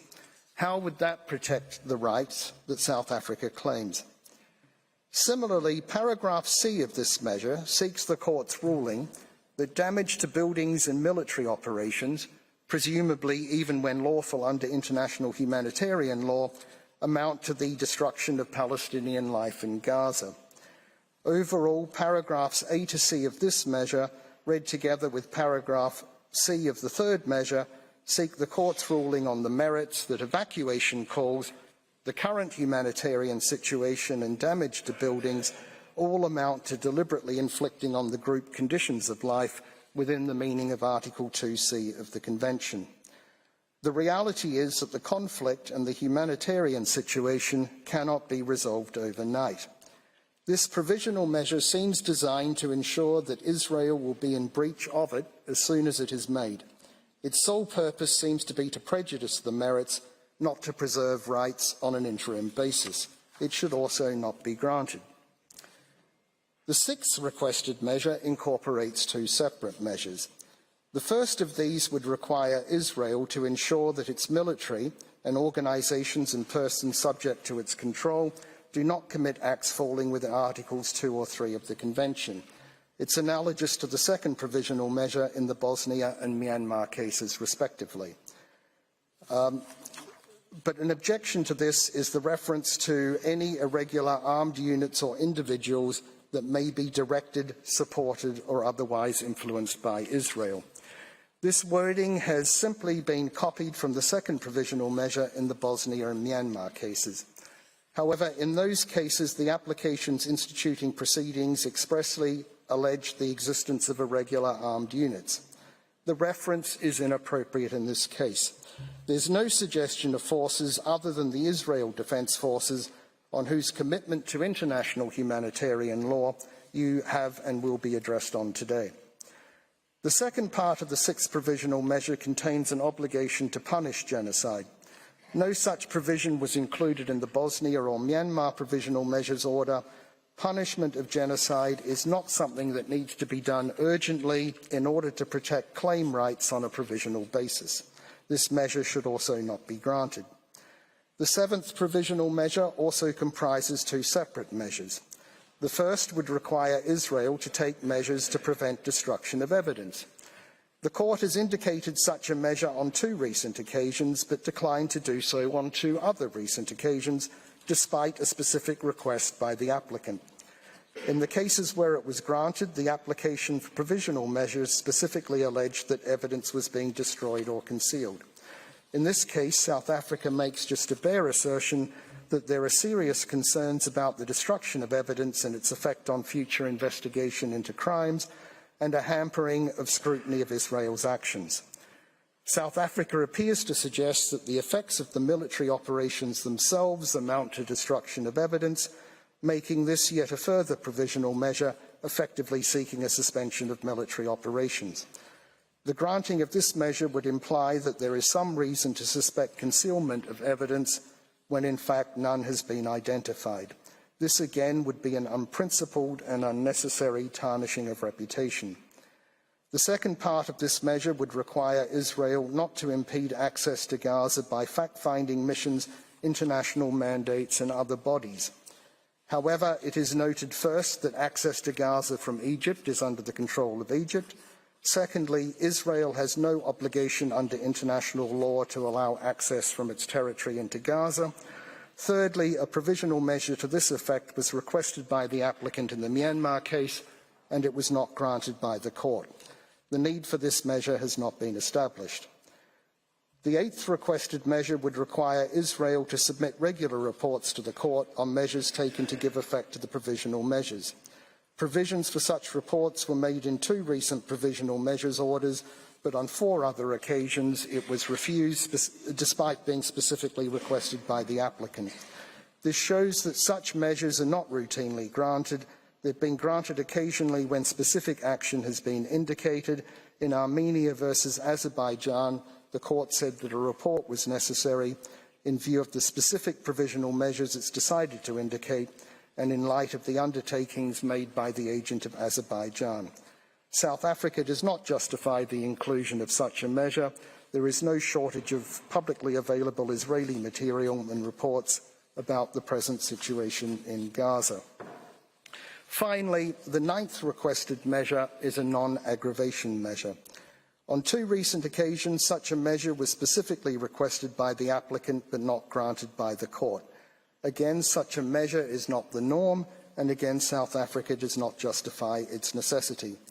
Provisional measures for non-aggravation have been indicated in cases where both parties have been directly involved as actors in the facts of the case, and the provisional measures have always applied equally to both parties. Thus, in Myanmar, the court declined to grant such a measure. An obligation of non-aggravation cannot fairly be imposed on only one party to a case or only one party to a conflict. If the proposed measure was granted, South Africa would remain free to aggravate its claim dispute with Israel, and Hamas would not be impeded from escalating the conflict with Israel. The only purpose of this provisional measure appears to be to prevent Israel from responding to any such escalations. Again, there's no justification for this measure. Madam President, members of the Court, that concludes my arguments on the inappropriateness of the specific measures requested by South Africa. I thank you for your careful attention. I invite you to call on Mr. Noam, co-agent of Israel, to conclude Israel's arguments. I thank Mr. Staker, and I now invite the co-agent of Israel, Mr. Gilad Noam, to address the Court. You have the floor, sir.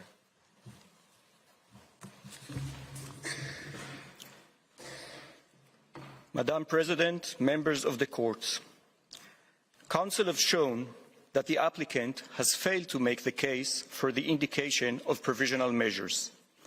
More specifically, 1, the court lacks prima facie jurisdiction, as the applicant has not shown any dispute between itself and the respondent at the time the application was submitted. Indeed, it tried to mislead the court into believing that one had existed. 2, the applicant has failed to meet the condition of plausible rights to be protected in the present circumstances. 3, the simple reality is that the events which are the subject of these proceedings are occurring in the framework of a war instigated by Hamas, governed by the legal framework of international humanitarian law. They do not fall within the remit of the Genocide Convention. 4, the standard of irreparable harm and urgency is not met either. Israel is constantly taking concrete steps together with others, to address the humanitarian situation in Gaza. 5. Finally, we have shown that each of the provisional measures sought are unwarranted and prejudicial. All this requires that we give attention to two fundamental matters arising from these proceedings. The first is that the applicant seeks to portray an image of Israel as a lawless state that regards itself as beyond and above the law. The applicant paints an image of Israel as a state in which the entire public service, military, and society have in concert discarded Israel's long-standing commitment to law and morality and become singularly consumed with destroying an entire population. That is patently false. I can attest to that firsthand as the Deputy Attorney General for International Law.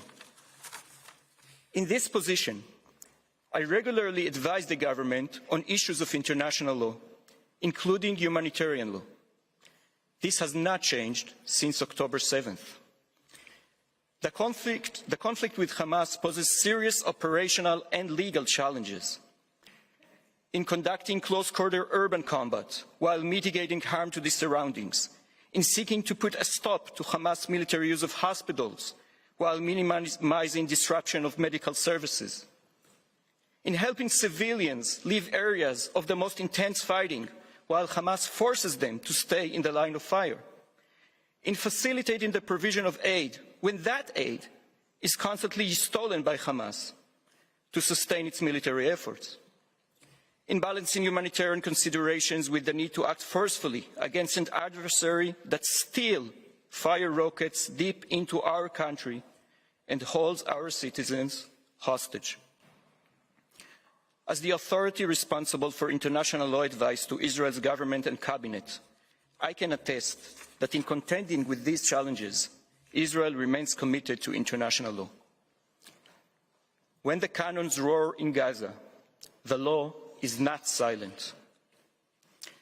This has been the case since Israel's establishment in 1948, the same year the Genocide Convention was adopted.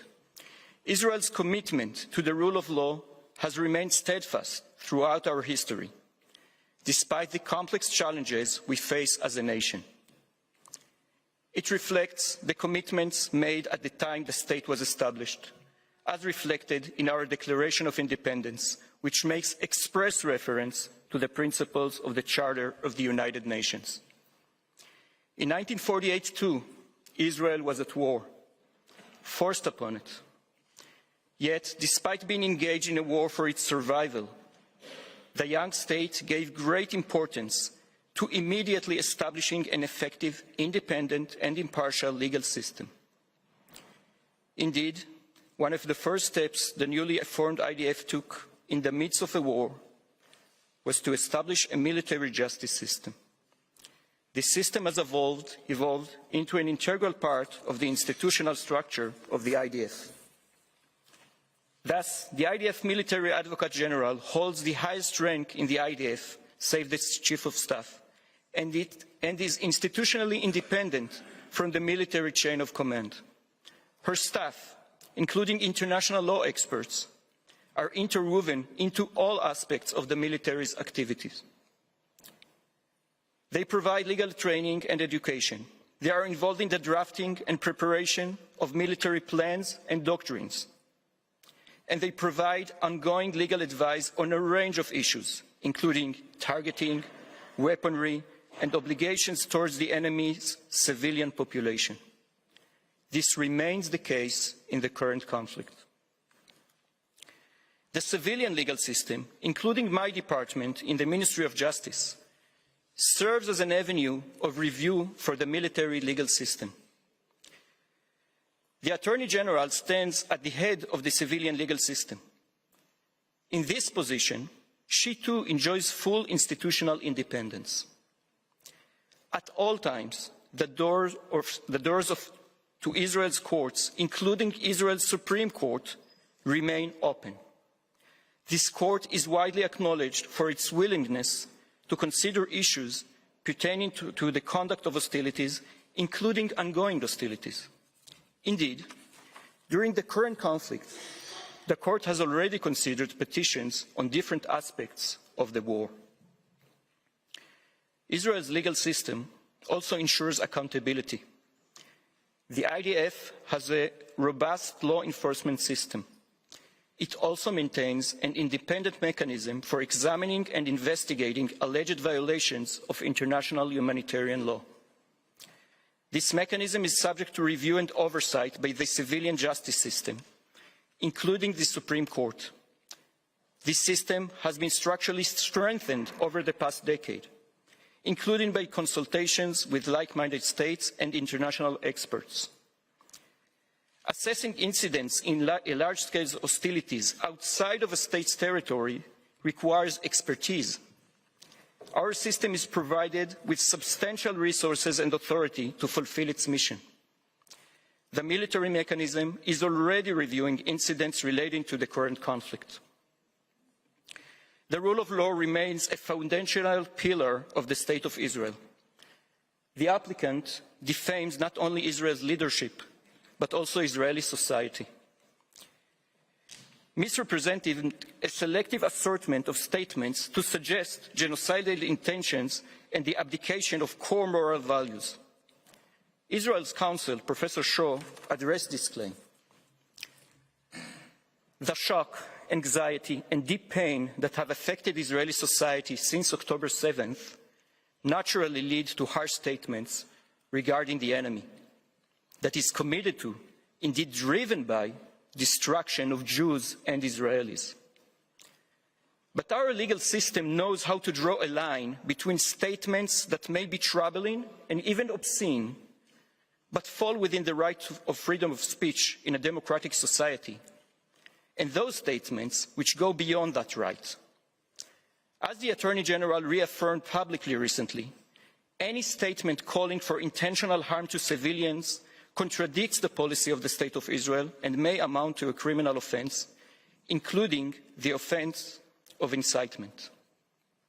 Several such cases are currently being examined by Israeli law enforcement authorities. You will find this statement in tab 16D in the volume. Madam President, members of the Court, a second general matter we alluded to is the broader implications of this application for Israel and the wider international community. As we have shown, this case concerns a large-scale armed conflict with tragic consequences for civilians on both sides.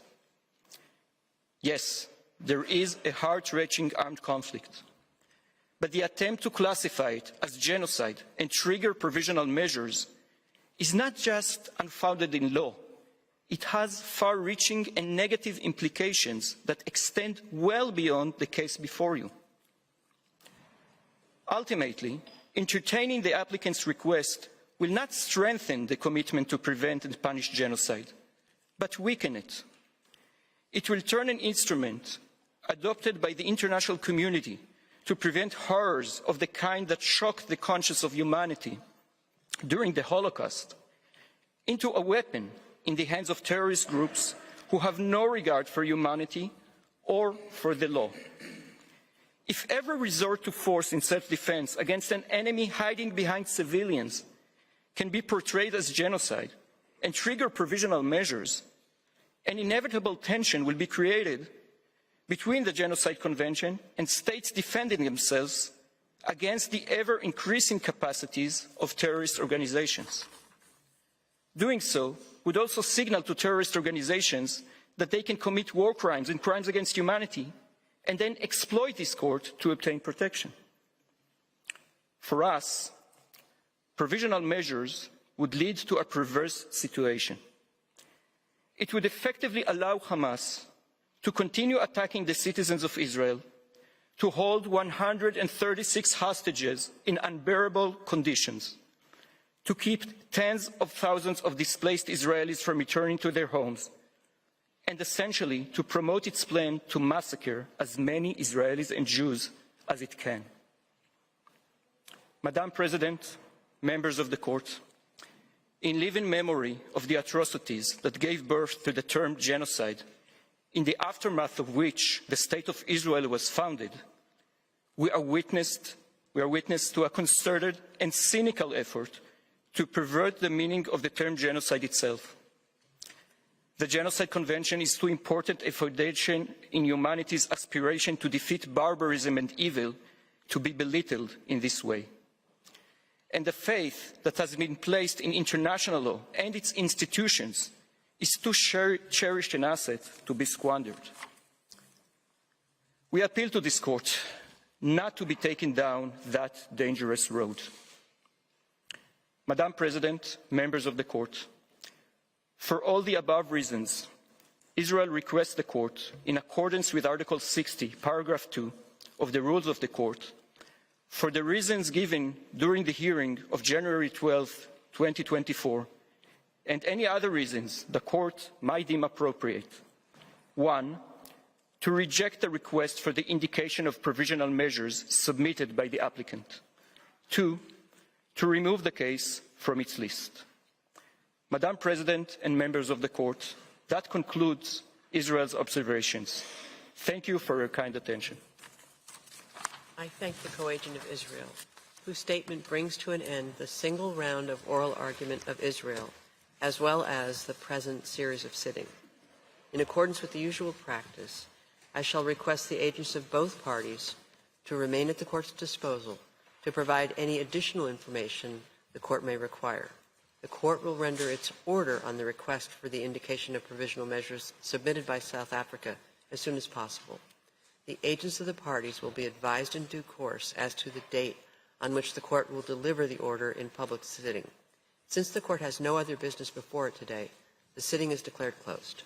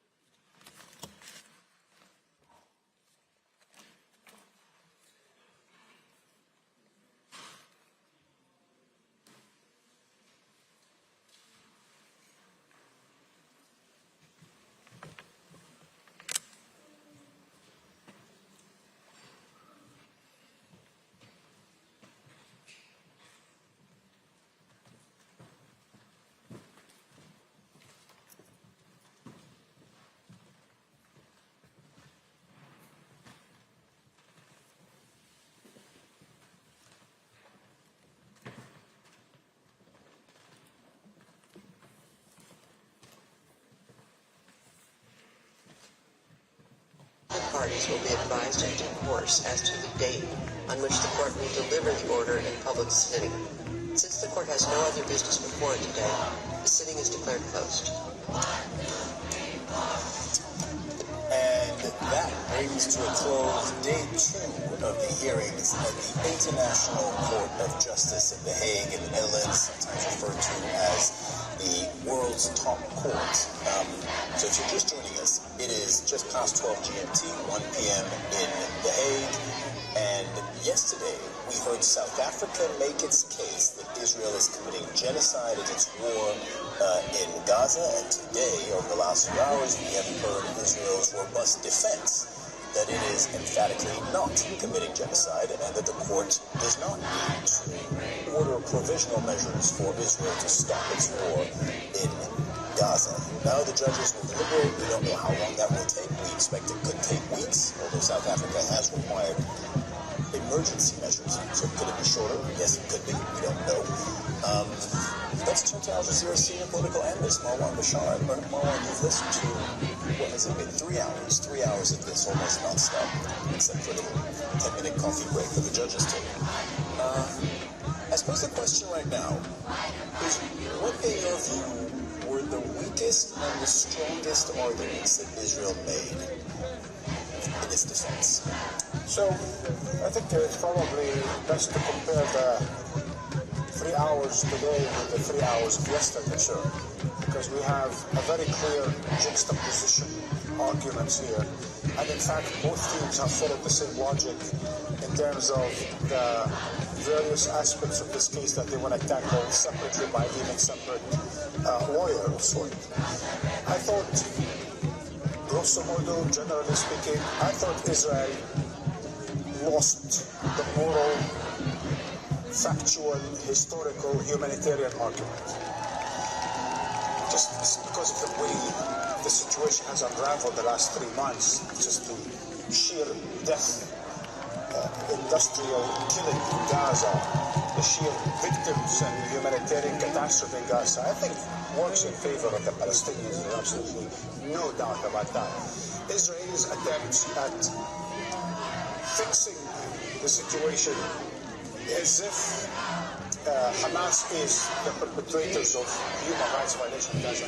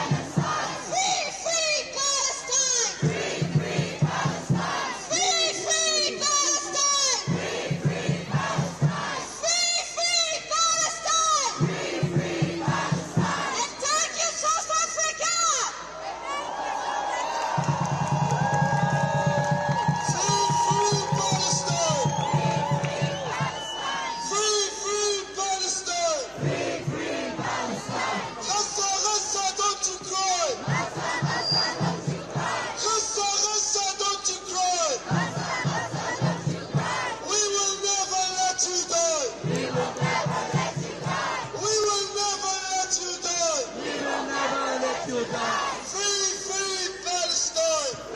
Free Palestine! Free Palestine!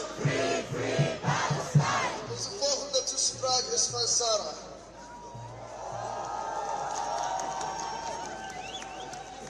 I heard a chant today, instead of Gaza, Gaza, don't you cry, that spoke to me. Yamma, Yamma, don't you cry. Yamma, Yamma, don't you cry. Palestine will never die. Palestine will never die. Yamma, Yamma, don't you cry. Yamma, Yamma, don't you cry. Palestine will never die. Palestine will never die. My name is Sarah Rashdan. I'm from Kulna, Palestine.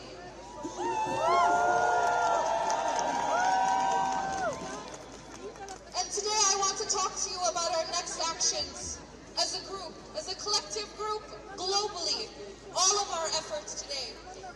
This has been a historic moment for Palestine, and we thank South Africa from the bottom of our hearts that they spoke up.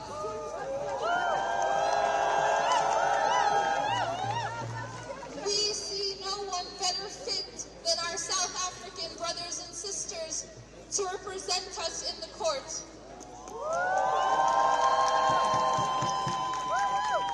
But now I want to talk to you about the next actions, our next global actions.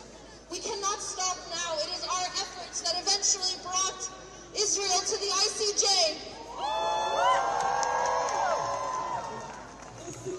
And it is with all of our collective efforts that we will bring justice to Palestine. So please listen closely to the next points. This is not only for those in the Netherlands, as we are gathered here today with people from Belgium, from people in France, from people in Germany, with people from America. There are people here from all over the globe.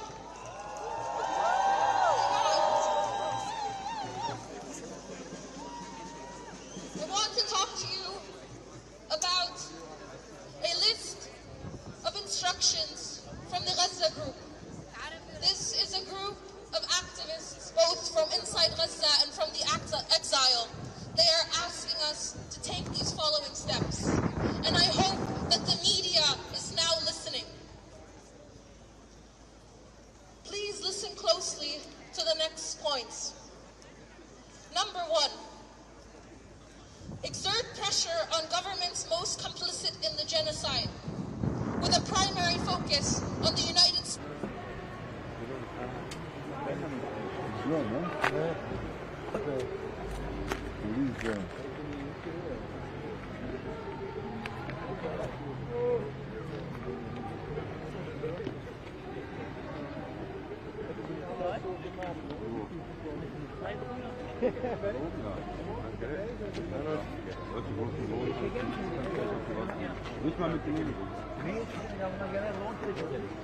Only police drone.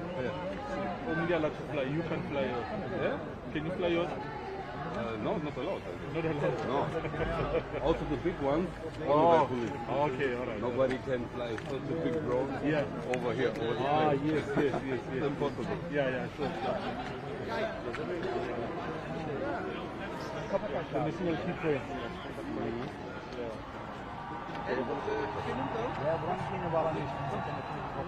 Ja, dat is ben je er ook middenin geweest? Ja, dat is goed.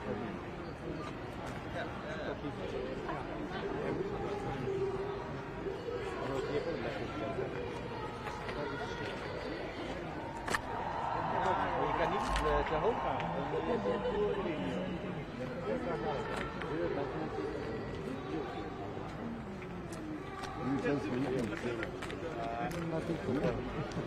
Let's get the visuals from the police.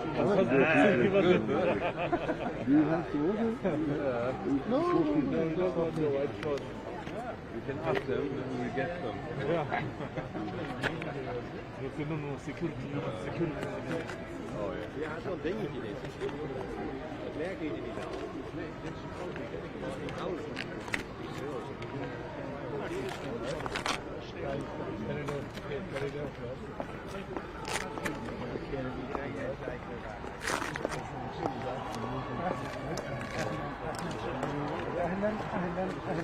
عندك لايف Hey.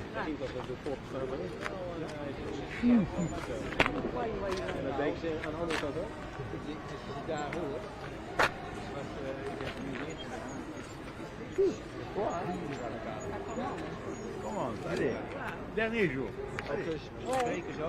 Tu retournes à Bruxelles? Oh, on n'a pas terminé encore. On n'a pas terminé encore, mais c'est tout seul avec voiture. Hein. On y va, hein, gratuit. Hein. On n'aura pas terminé avant 8-9 heures. Oui, yes.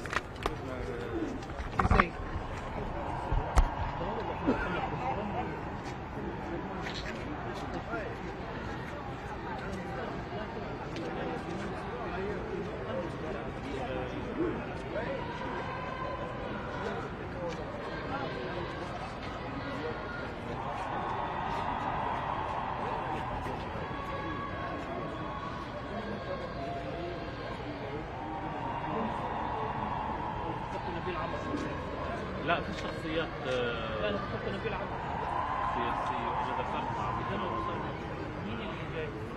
مساعد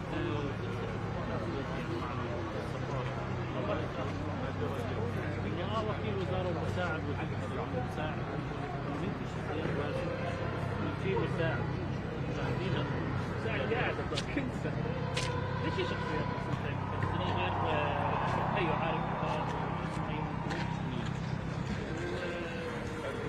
عارف هذا رجل سرعة هذا كل شيء هل بدك أي شيء منه خليته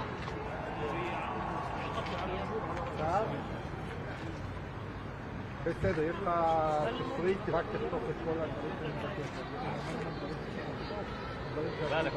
לחפש את כל השיחות שלי, כל הדנים בתוך העולם, כל מה שהיה. בסדר? אתה רואה אולי טירי? וואו, אני חייב שהיא תדגום אותי להביא קצת חומרים.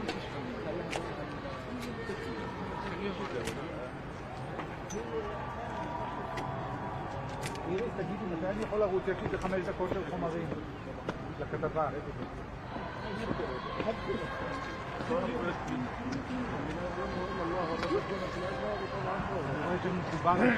לייב יוצא שירושלים, תגידי מתי לרוץ.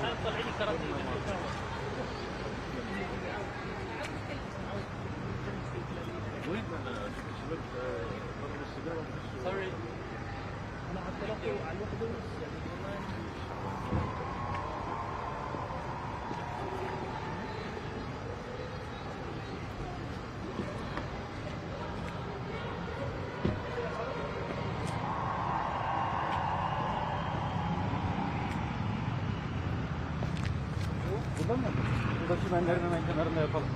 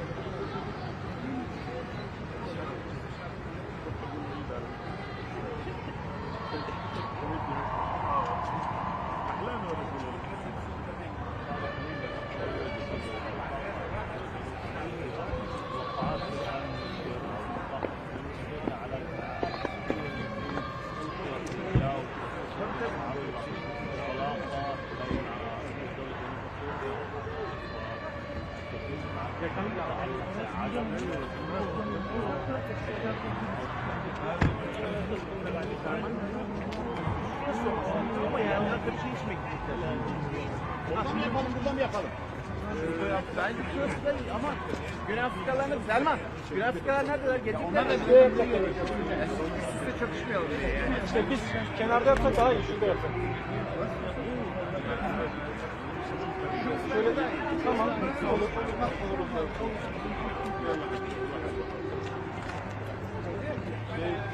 Önce Türkçe yapacağız. Sonra İngilizce.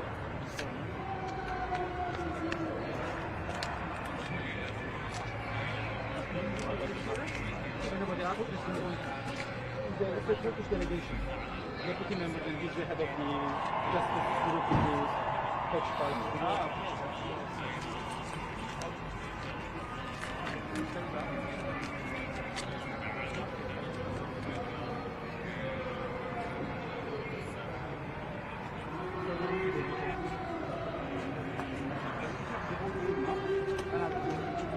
Değerli basın mensupları, hepinize iyi günler diliyorum.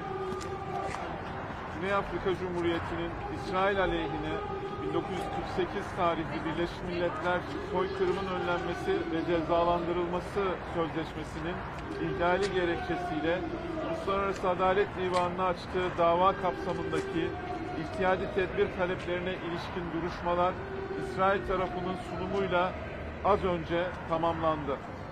Biz de Türkiye Büyük Millet Meclisi heyeti olarak duruşmayı arkamızdaki Barış Sarayı'ndaki salonda takip ettik. Duruşmaya uluslararası camia tarafından gösterilen yoğun bir ilgi mevcut. Dünya kamuoyunda da farkındalığın arttığını görüyoruz. Uluslararası Adalet Divanı'na Güney Afrika Cumhuriyeti tarafından yapılan başvuruyu memnuniyetle karşıladığımızı bir kez daha ifade ediyoruz. Başlayan bu sürece olan desteğimizi Türk halkı adına bir kez daha beyan ediyoruz.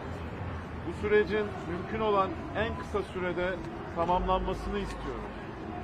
Güney Afrika Cumhuriyeti divandan aynı zamanda İsrail'in Gazze'ye yönelik saldırılarını durdurmasını içeren ihtiyari tedbirlere hükmetmesini talebinde bulunmuştur. Bu başvuru çerçevesinde Uluslararası Adalet Divanı'nın İsrail'in Gazze'ye yönelik saldırılarını durdurmasını içeren geçici tedbir kararı almasını da bekliyoruz. Davanın mümkün olan en kısa sürede tamamlanmasını temenni ediyoruz. Divanın bu konudaki değerlendirmelerini titizlikle yapacağına inanıyoruz. Alınacak kararın takipçisi olacağız. Meseleyi yakından takip etmeye devam edeceğiz. Tabiatıyla Filistin meselesi adil bir siyasi çözüme kavuşturulmadan bölgemizde kalıcı barış ve istikrarın tesisinin mümkün olamayacağını artık herkes görmelidir. Hepinize teşekkür ediyoruz.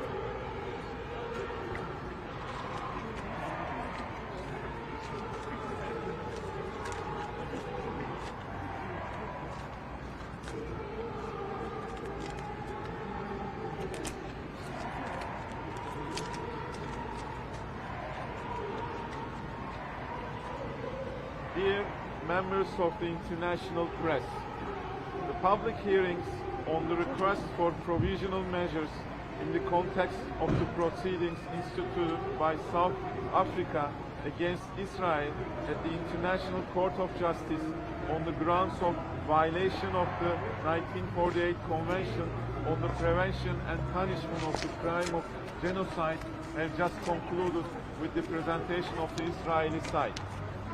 As the delegation of the Grand National Assembly of Turkey, we follow the public hearing in the Peace Palace behind us. Intense interest was shown in the hearings by the international community. We see that awareness is also increasing in international public opinion. We welcome the application made by the South Africa to the ICJ. On behalf of the Turkish people, we once again declare our support for this process. We would like this process to be completed as soon as possible. As South Africa had also requested the court to grant provisional measures requiring Israel to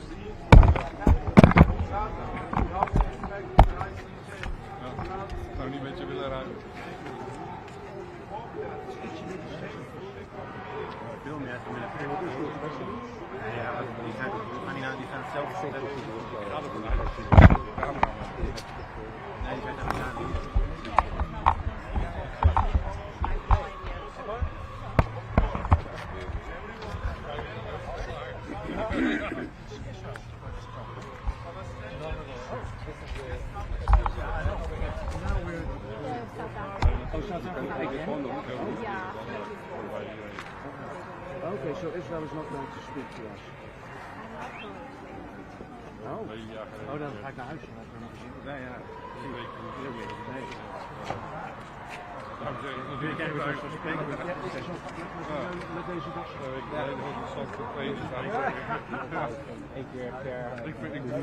Ik weet het.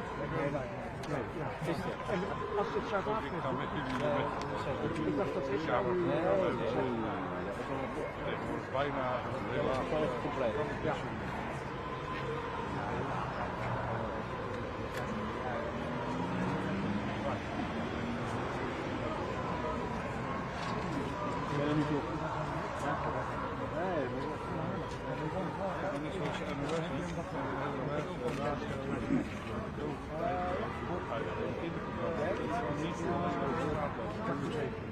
Oh ja.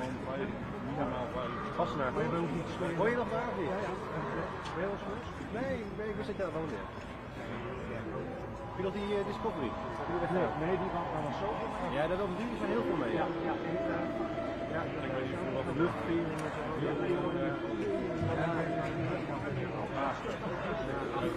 dat is een duur, dat is een duur meer. Maar het was daar ook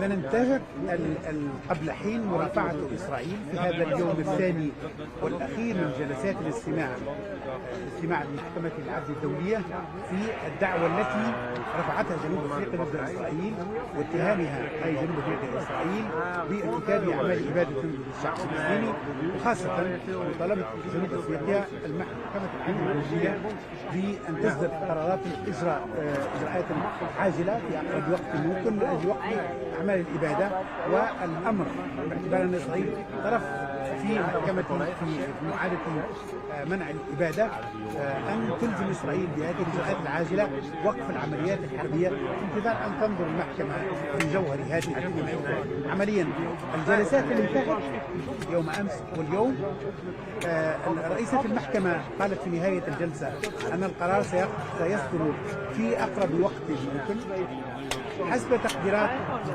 العارفين بشؤون المحكمة. هذا الأجل وهذا الموعد قد يتراوح من 10 إلى 20 يوما. الإجراء الذي تتوقعه جنوب أفريقيا أو يتمناه الفلسطينيين هو أن تأمر المحكمة إسرائيل بوقف هذه العمليات العسكرية من الجانب الإسرائيلي على مدى 3 ساعات صباح اليوم. توالى المحامون وكلاهما دافع أو حاول التشكيك في الأدلة والمستندات القانونية والأدلة في الميدان، الأدلة المادية ووقائع في الميدان، وكذلك البيانات الرسمية التي رأت جنوب أفريقيا أن حكام إسرائيل اليوم يعني القيادات السياسية خاصة الحكومة والقيادة العسكرية أدلوا بتصريحات كثيرة تؤكد نواياهم وعزمهم على إبادة الشعب الفلسطيني. الجانب الإسرائيلي دعا المحكمة إلى رفض الشكوى ورفض الدعوة كاملة وعدم اتخاذ أي إجراء في جملة أو جملتين. المرافعات الإسرائيلية صورت ما يجري في 3 أشهر على أنها حرب بين إسرائيل وحماس، أن إسرائيل تحترم القانون الإنساني وأنها قامت بفتح مستشفيات أو السماح بالمستشفيات الميدانية إلى غير ذلك، أنها وزعت منشورات، أنها بعثت بآلاف الرسائل القصيرة لإنذار السكانيين بمرور عمليات القصف. فتقريبا كل الأمر أن كل ما قاله الجانب الإسرائيلي أن ما يجري هو حرب إسرائيل ضد منظمة حماس، ليست حربا ضد الشعب الفلسطيني. إن إسرائيل تحترم القانون الإنساني الدولي، وأن ما قاله مسؤولوها أخرج عن نطاقه وأخرج عن إطاره في هذه المحكمة، وبالتالي نعم لا يمكن أن نقول أن لغة هذه الترشان. نعم، القرار المتوقع حول الإجراءات العاجلة، القرار المتوقع يتعلق بالإجراءات العاجلة التي تطالب بها جنوب افريقيا ويتمناه الفلسطينيون، هذا القرار سيصدر في وقت قريب من 10 أيام إلى 20 يوما من هنا. وهذا القرار هو إجراء وقائي أو إجراء احترازي. تتمنى جنوب افريقيا ان تطالب المحكمة إسرائيل عندما سيصدر هذا القرار، دعنا نقول بعد 10 أيام أو في بداية شهر فبراير المقبل، أن تطلب من إسرائيل وقف العمليات العسكرية. هذا واحد. ثانيا، النظر والحكم النهائي في جوهر الدعوة التي رفعتها جنوب افريقيا ضد اسرائيل. هذه الدعوة تتطلب بعض الوقت، اشهرا بالنسبة للمحكمة حتى تقول حكمها وكلمتها الأخيرة.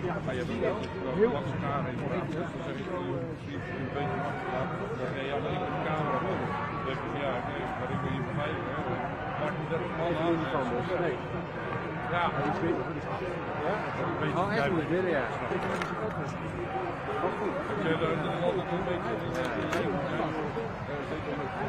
Vroeger kon je nog geld verdienen, papa. Heel mooi. Gelijk belegd in de steekhout. Ja,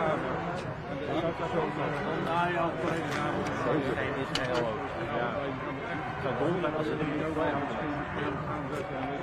Die komen nog wel. Dat moet je wel even weten. En de andere doet, bij wijze van spreken, als ze er daar eens tegen gooien, dan gaat het wel eens leuk om elkaar gewoon een keer. Ja, gezellig. Hebben we niet een keer koffie gedaan? Ja, in Amsterdam. Ook daar. Van de minuut. Ja, klopt. Ja, dat is waar, ja. Ja, dat was ook iets hier. Ja, ja. Noordelijk. Ik weet niet of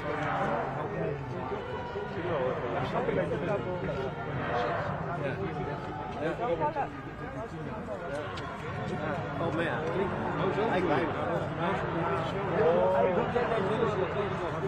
Ik bedoel er nu meer met de leiding.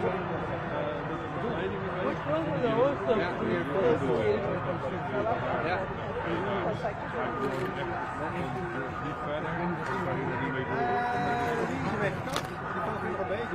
Gewoon doen die niet. Ja, die heeft ook binnen. Ja,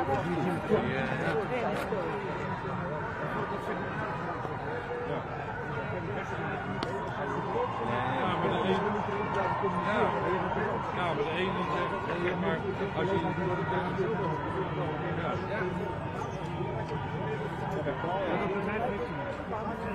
Ja, het procent doet het nu. Is er één? Ja, eigenlijk is het niet meer. Het procent doet het nu. Ja, en dan eigenlijk die tweevoud van je nodig. En dan maak je het gebruik van en je zegt, ook kaart, denk je wat vaak. Maar je weet van vroeg van rang. Ja. Had trouwens weet ik niet, maar ik weet wel dat hij bent. Zeker.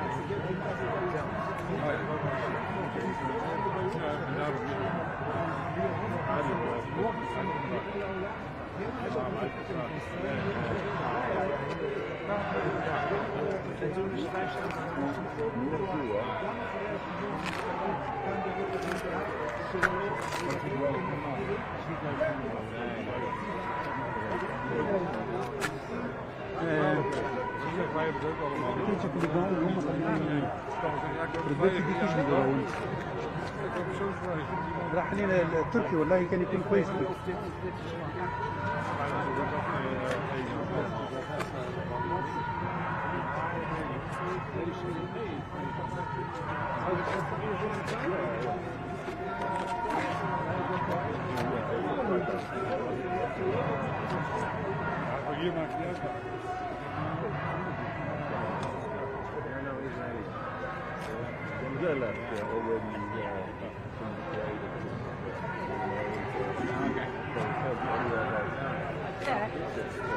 زيدك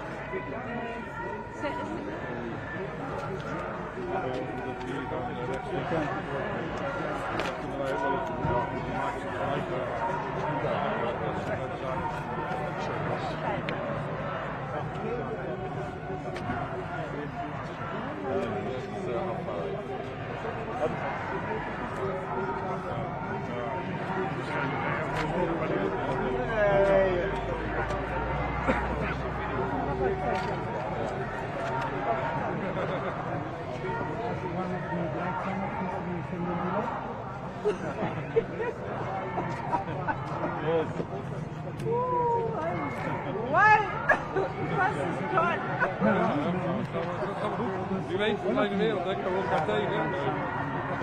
Oh, in that context, yeah. You know, I used to. I was his favorite at the time.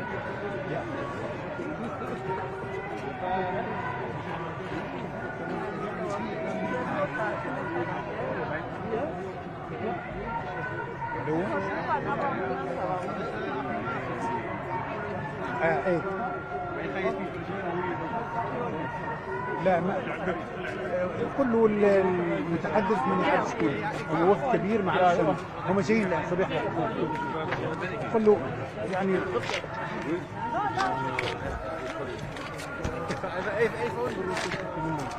انا شاد الميكروفون شو بدي اكتب لك وانا شاد الميكروفون شكرا لحظه شويه This paper I did.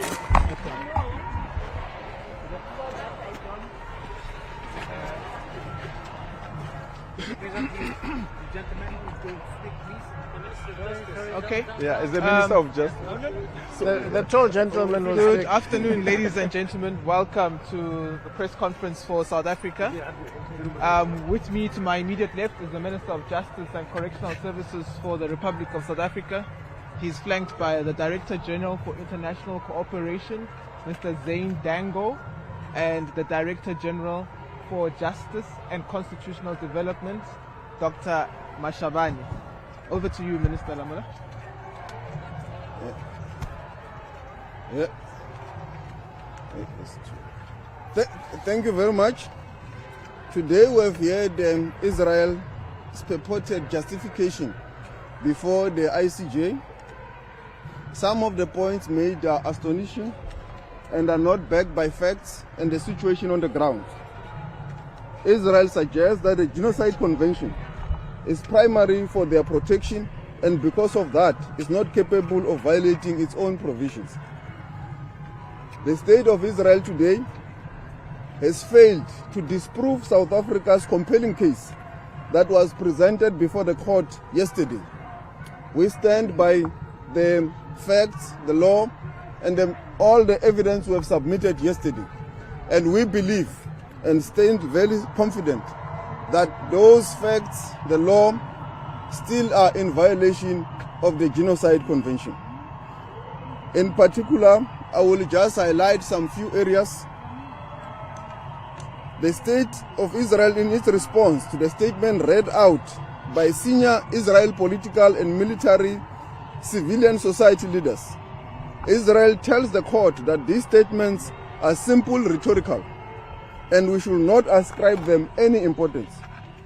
There is no debate about what the Prime Minister's term Amalek means and how it is understood by soldiers fighting on the ground, by the Israel people. There is no serious debate that Israel is now actually rolling out the Gaza Nakba.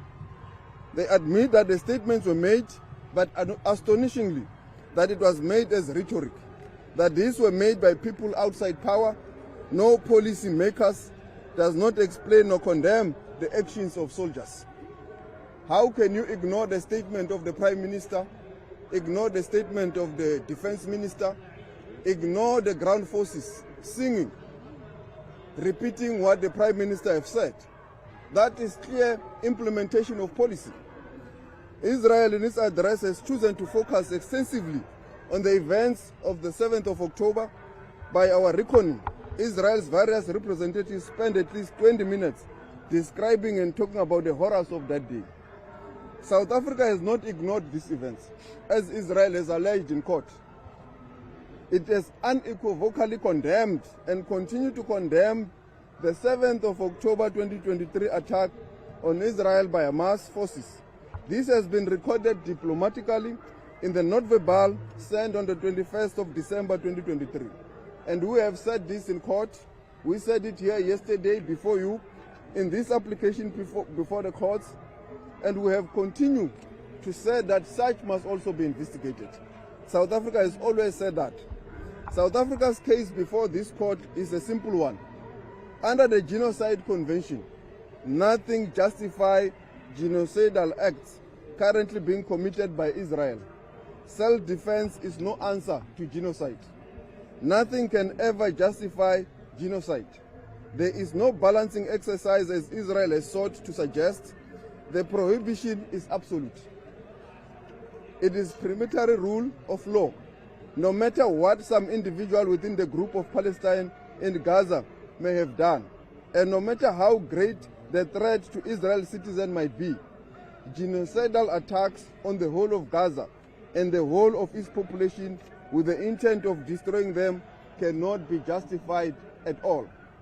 And we also state very clearly that indeed the jurisdictions of the court have been established in terms of the convention, and we have followed all the diplomatic routes and channels to engage with the state.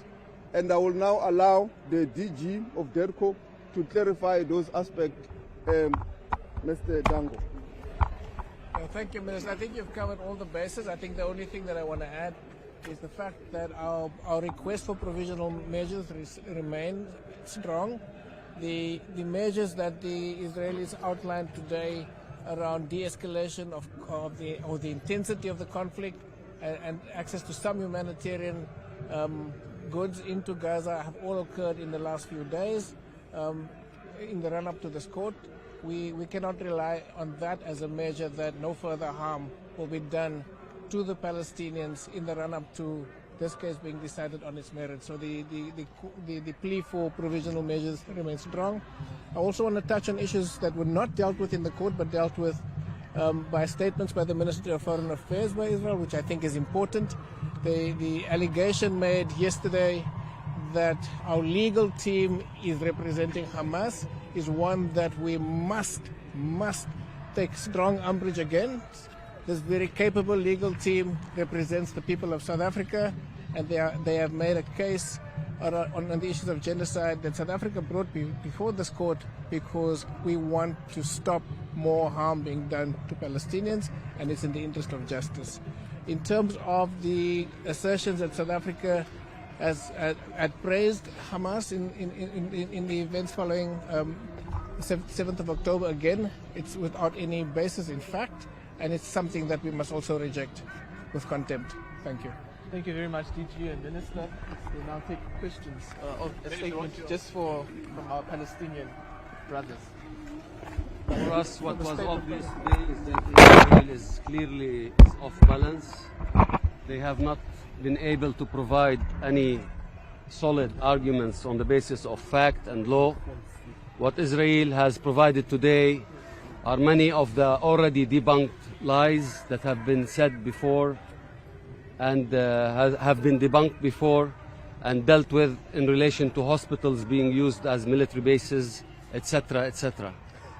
Additionally, we think that what the Israeli team today has tried to provide is the exact thing that South Africa came to the court for, and that is nothing at all justifies genocide. Allow me to say a few words in Arabic, and we're happy to answer any of your questions. من الواضح أن إسرائيل كانت فاقدة لاتزانها اليوم. كل ما قدمته في المحكمة هو نفس الادعاءات السابقة التي ادعتها وكانت تم فضحها من قبل المراسلين على الأرض ومن قبل الوقائع. لو كانت إسرائيل صادقة بنواياها لسمحت بلجان تحقيق بالدخول إلى أرض الواقع والتحقق من ما يحدث على الأرض. كل ما قدمته الإسرائيلي اليوم كان يحتاج إلى إثباتات جدية لجهة الحقائق ولجهة ما حصل لجهة القانون والحقائق. إسرائيل تفتقد اليوم لكثير مما تحتاجه، وحاولت تبرير ما جرى من جرائم وارتكابها لجريمة الإبادة الجماعية ضد شعبنا في غزة باليوم تماما كما عكس ما سعت إليه جنوب أفريقيا في هذا الصدد. شكرا. Say again? What's your reaction to the airstrikes against the Houthis overnight? Well, we think this. Our reaction was that we have warned that this would be escalating, and escalating in the region and beyond. And unfortunately, states have chosen to escalate rather than hold Israel accountable and end its atrocity at the Palestinian people. Minister, can we ask you the same question? Your reaction to the airstrikes on the Houthis overnight? Thank you. I think Ammar has said it. I think we always believe that the use of force is never wise, and we hope that all states would act in a way that will de-escalate tensions in the region. The last thing we need now is a regional conflict. What about the fact that Israel says that there is no dispute between South Africa and Israel, and there was trying to communicate with South Africa before this case? I think we will let the judges decide about whether we have concretized the dispute. We feel that we have concretized the dispute, that the fact that there is a dispute when we have said it in so many forums that this is a genocide, and they have said it's not, and we've also followed all the diplomatic channels. I think the minister has touched on that in his statement. Did they try to reach out? We followed the normal diplomatic channels.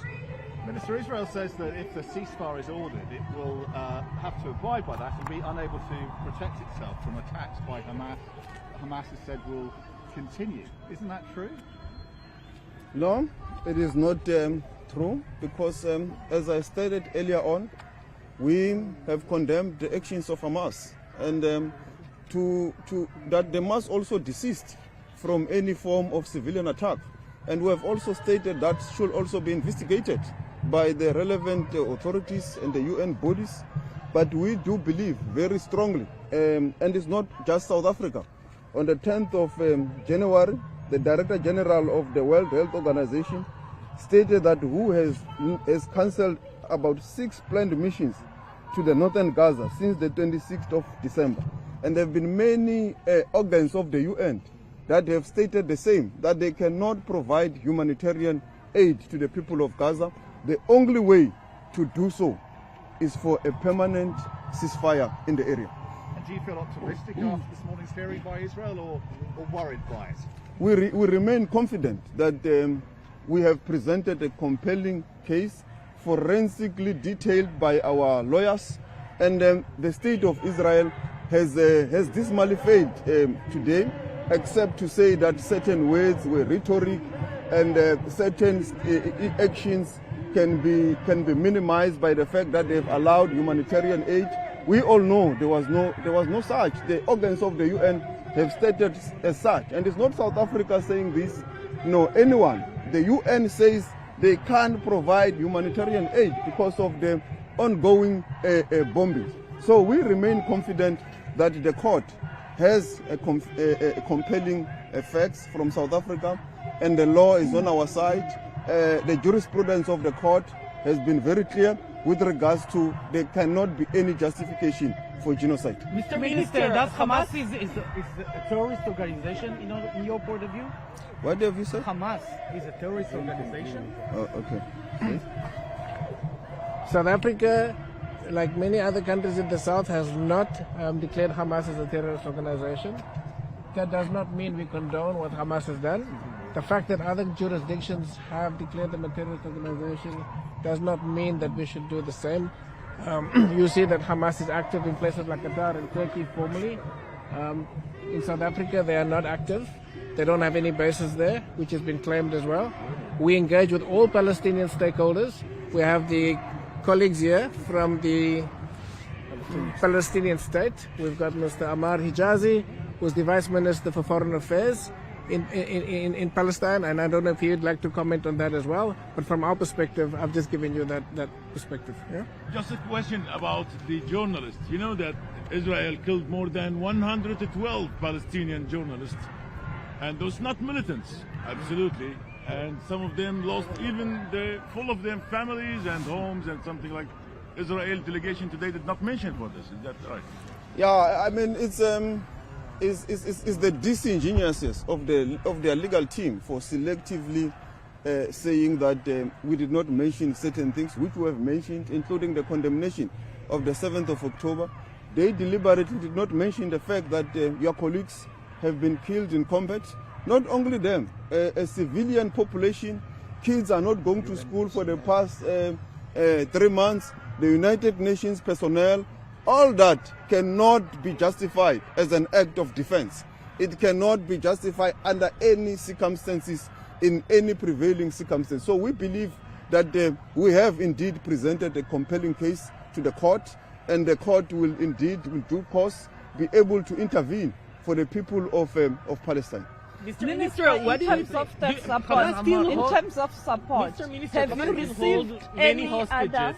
Have you Mr. Minister, Hamas still? No, I'm talking.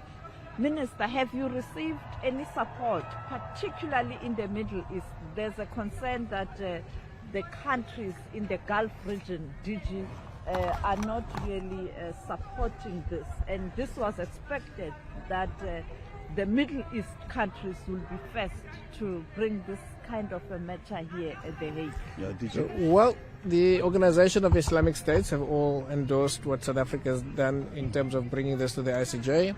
The Arab League 2 days ago has also endorsed what South Africa has done. We know that Jordan is thinking of supporting more than just providing a statement of support. And in addition, we've got 14 other countries from across the other regions of the world that have also endorsed South Africa, from Malaysia, from Turkey, Indonesia, Brazil, and we've got a long list that we can share with you on that. Mr. Minister, Hamas still hold many hostages. Do you think that South Mr. Minister, Israel support Mr. Minister, Hamas still hold many hostages. Do you think that they are stick to the international law as well?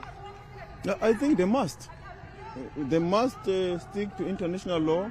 Holding of any civilian hostages is not part of any system. And you have heard us yesterday. We were very clear that our case is not against the Jewish people, the residents and the civilian population of Israel. Our case is against the actions of the state of Israel, the military, which is targeting the civilian population in Gaza of the Palestinian people. Same goes with Hamas.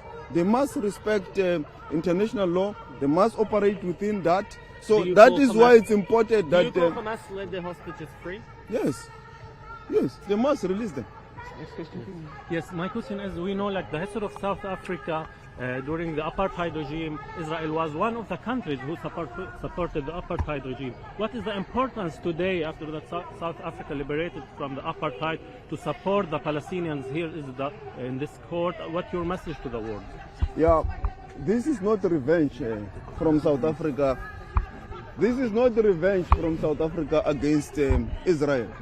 We are standing on a principle that any apartheid state anywhere in the world has been declared as a crime against humanity. So it will never be allowed to happen anywhere, and that is a UN convention.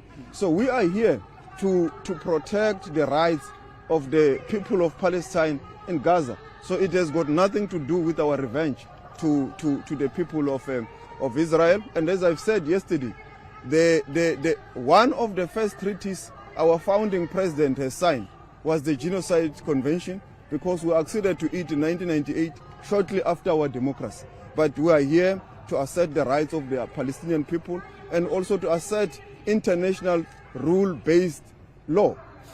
Thank you. That concludes our press conference.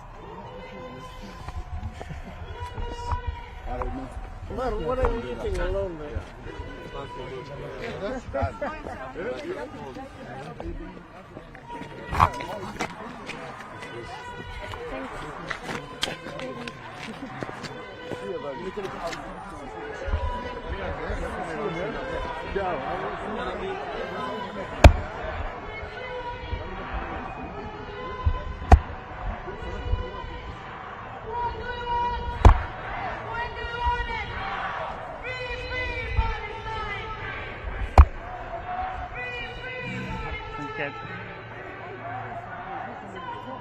Tu appelles Londres ou je les appelle?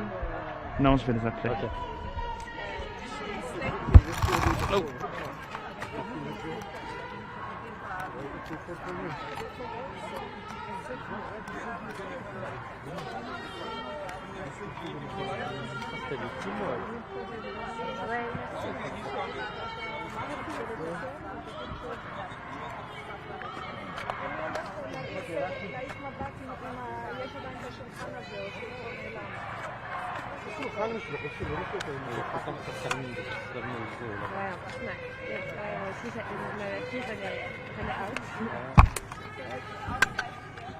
Non, mais t'as des gens qui connaissent hein, avec son téléphone.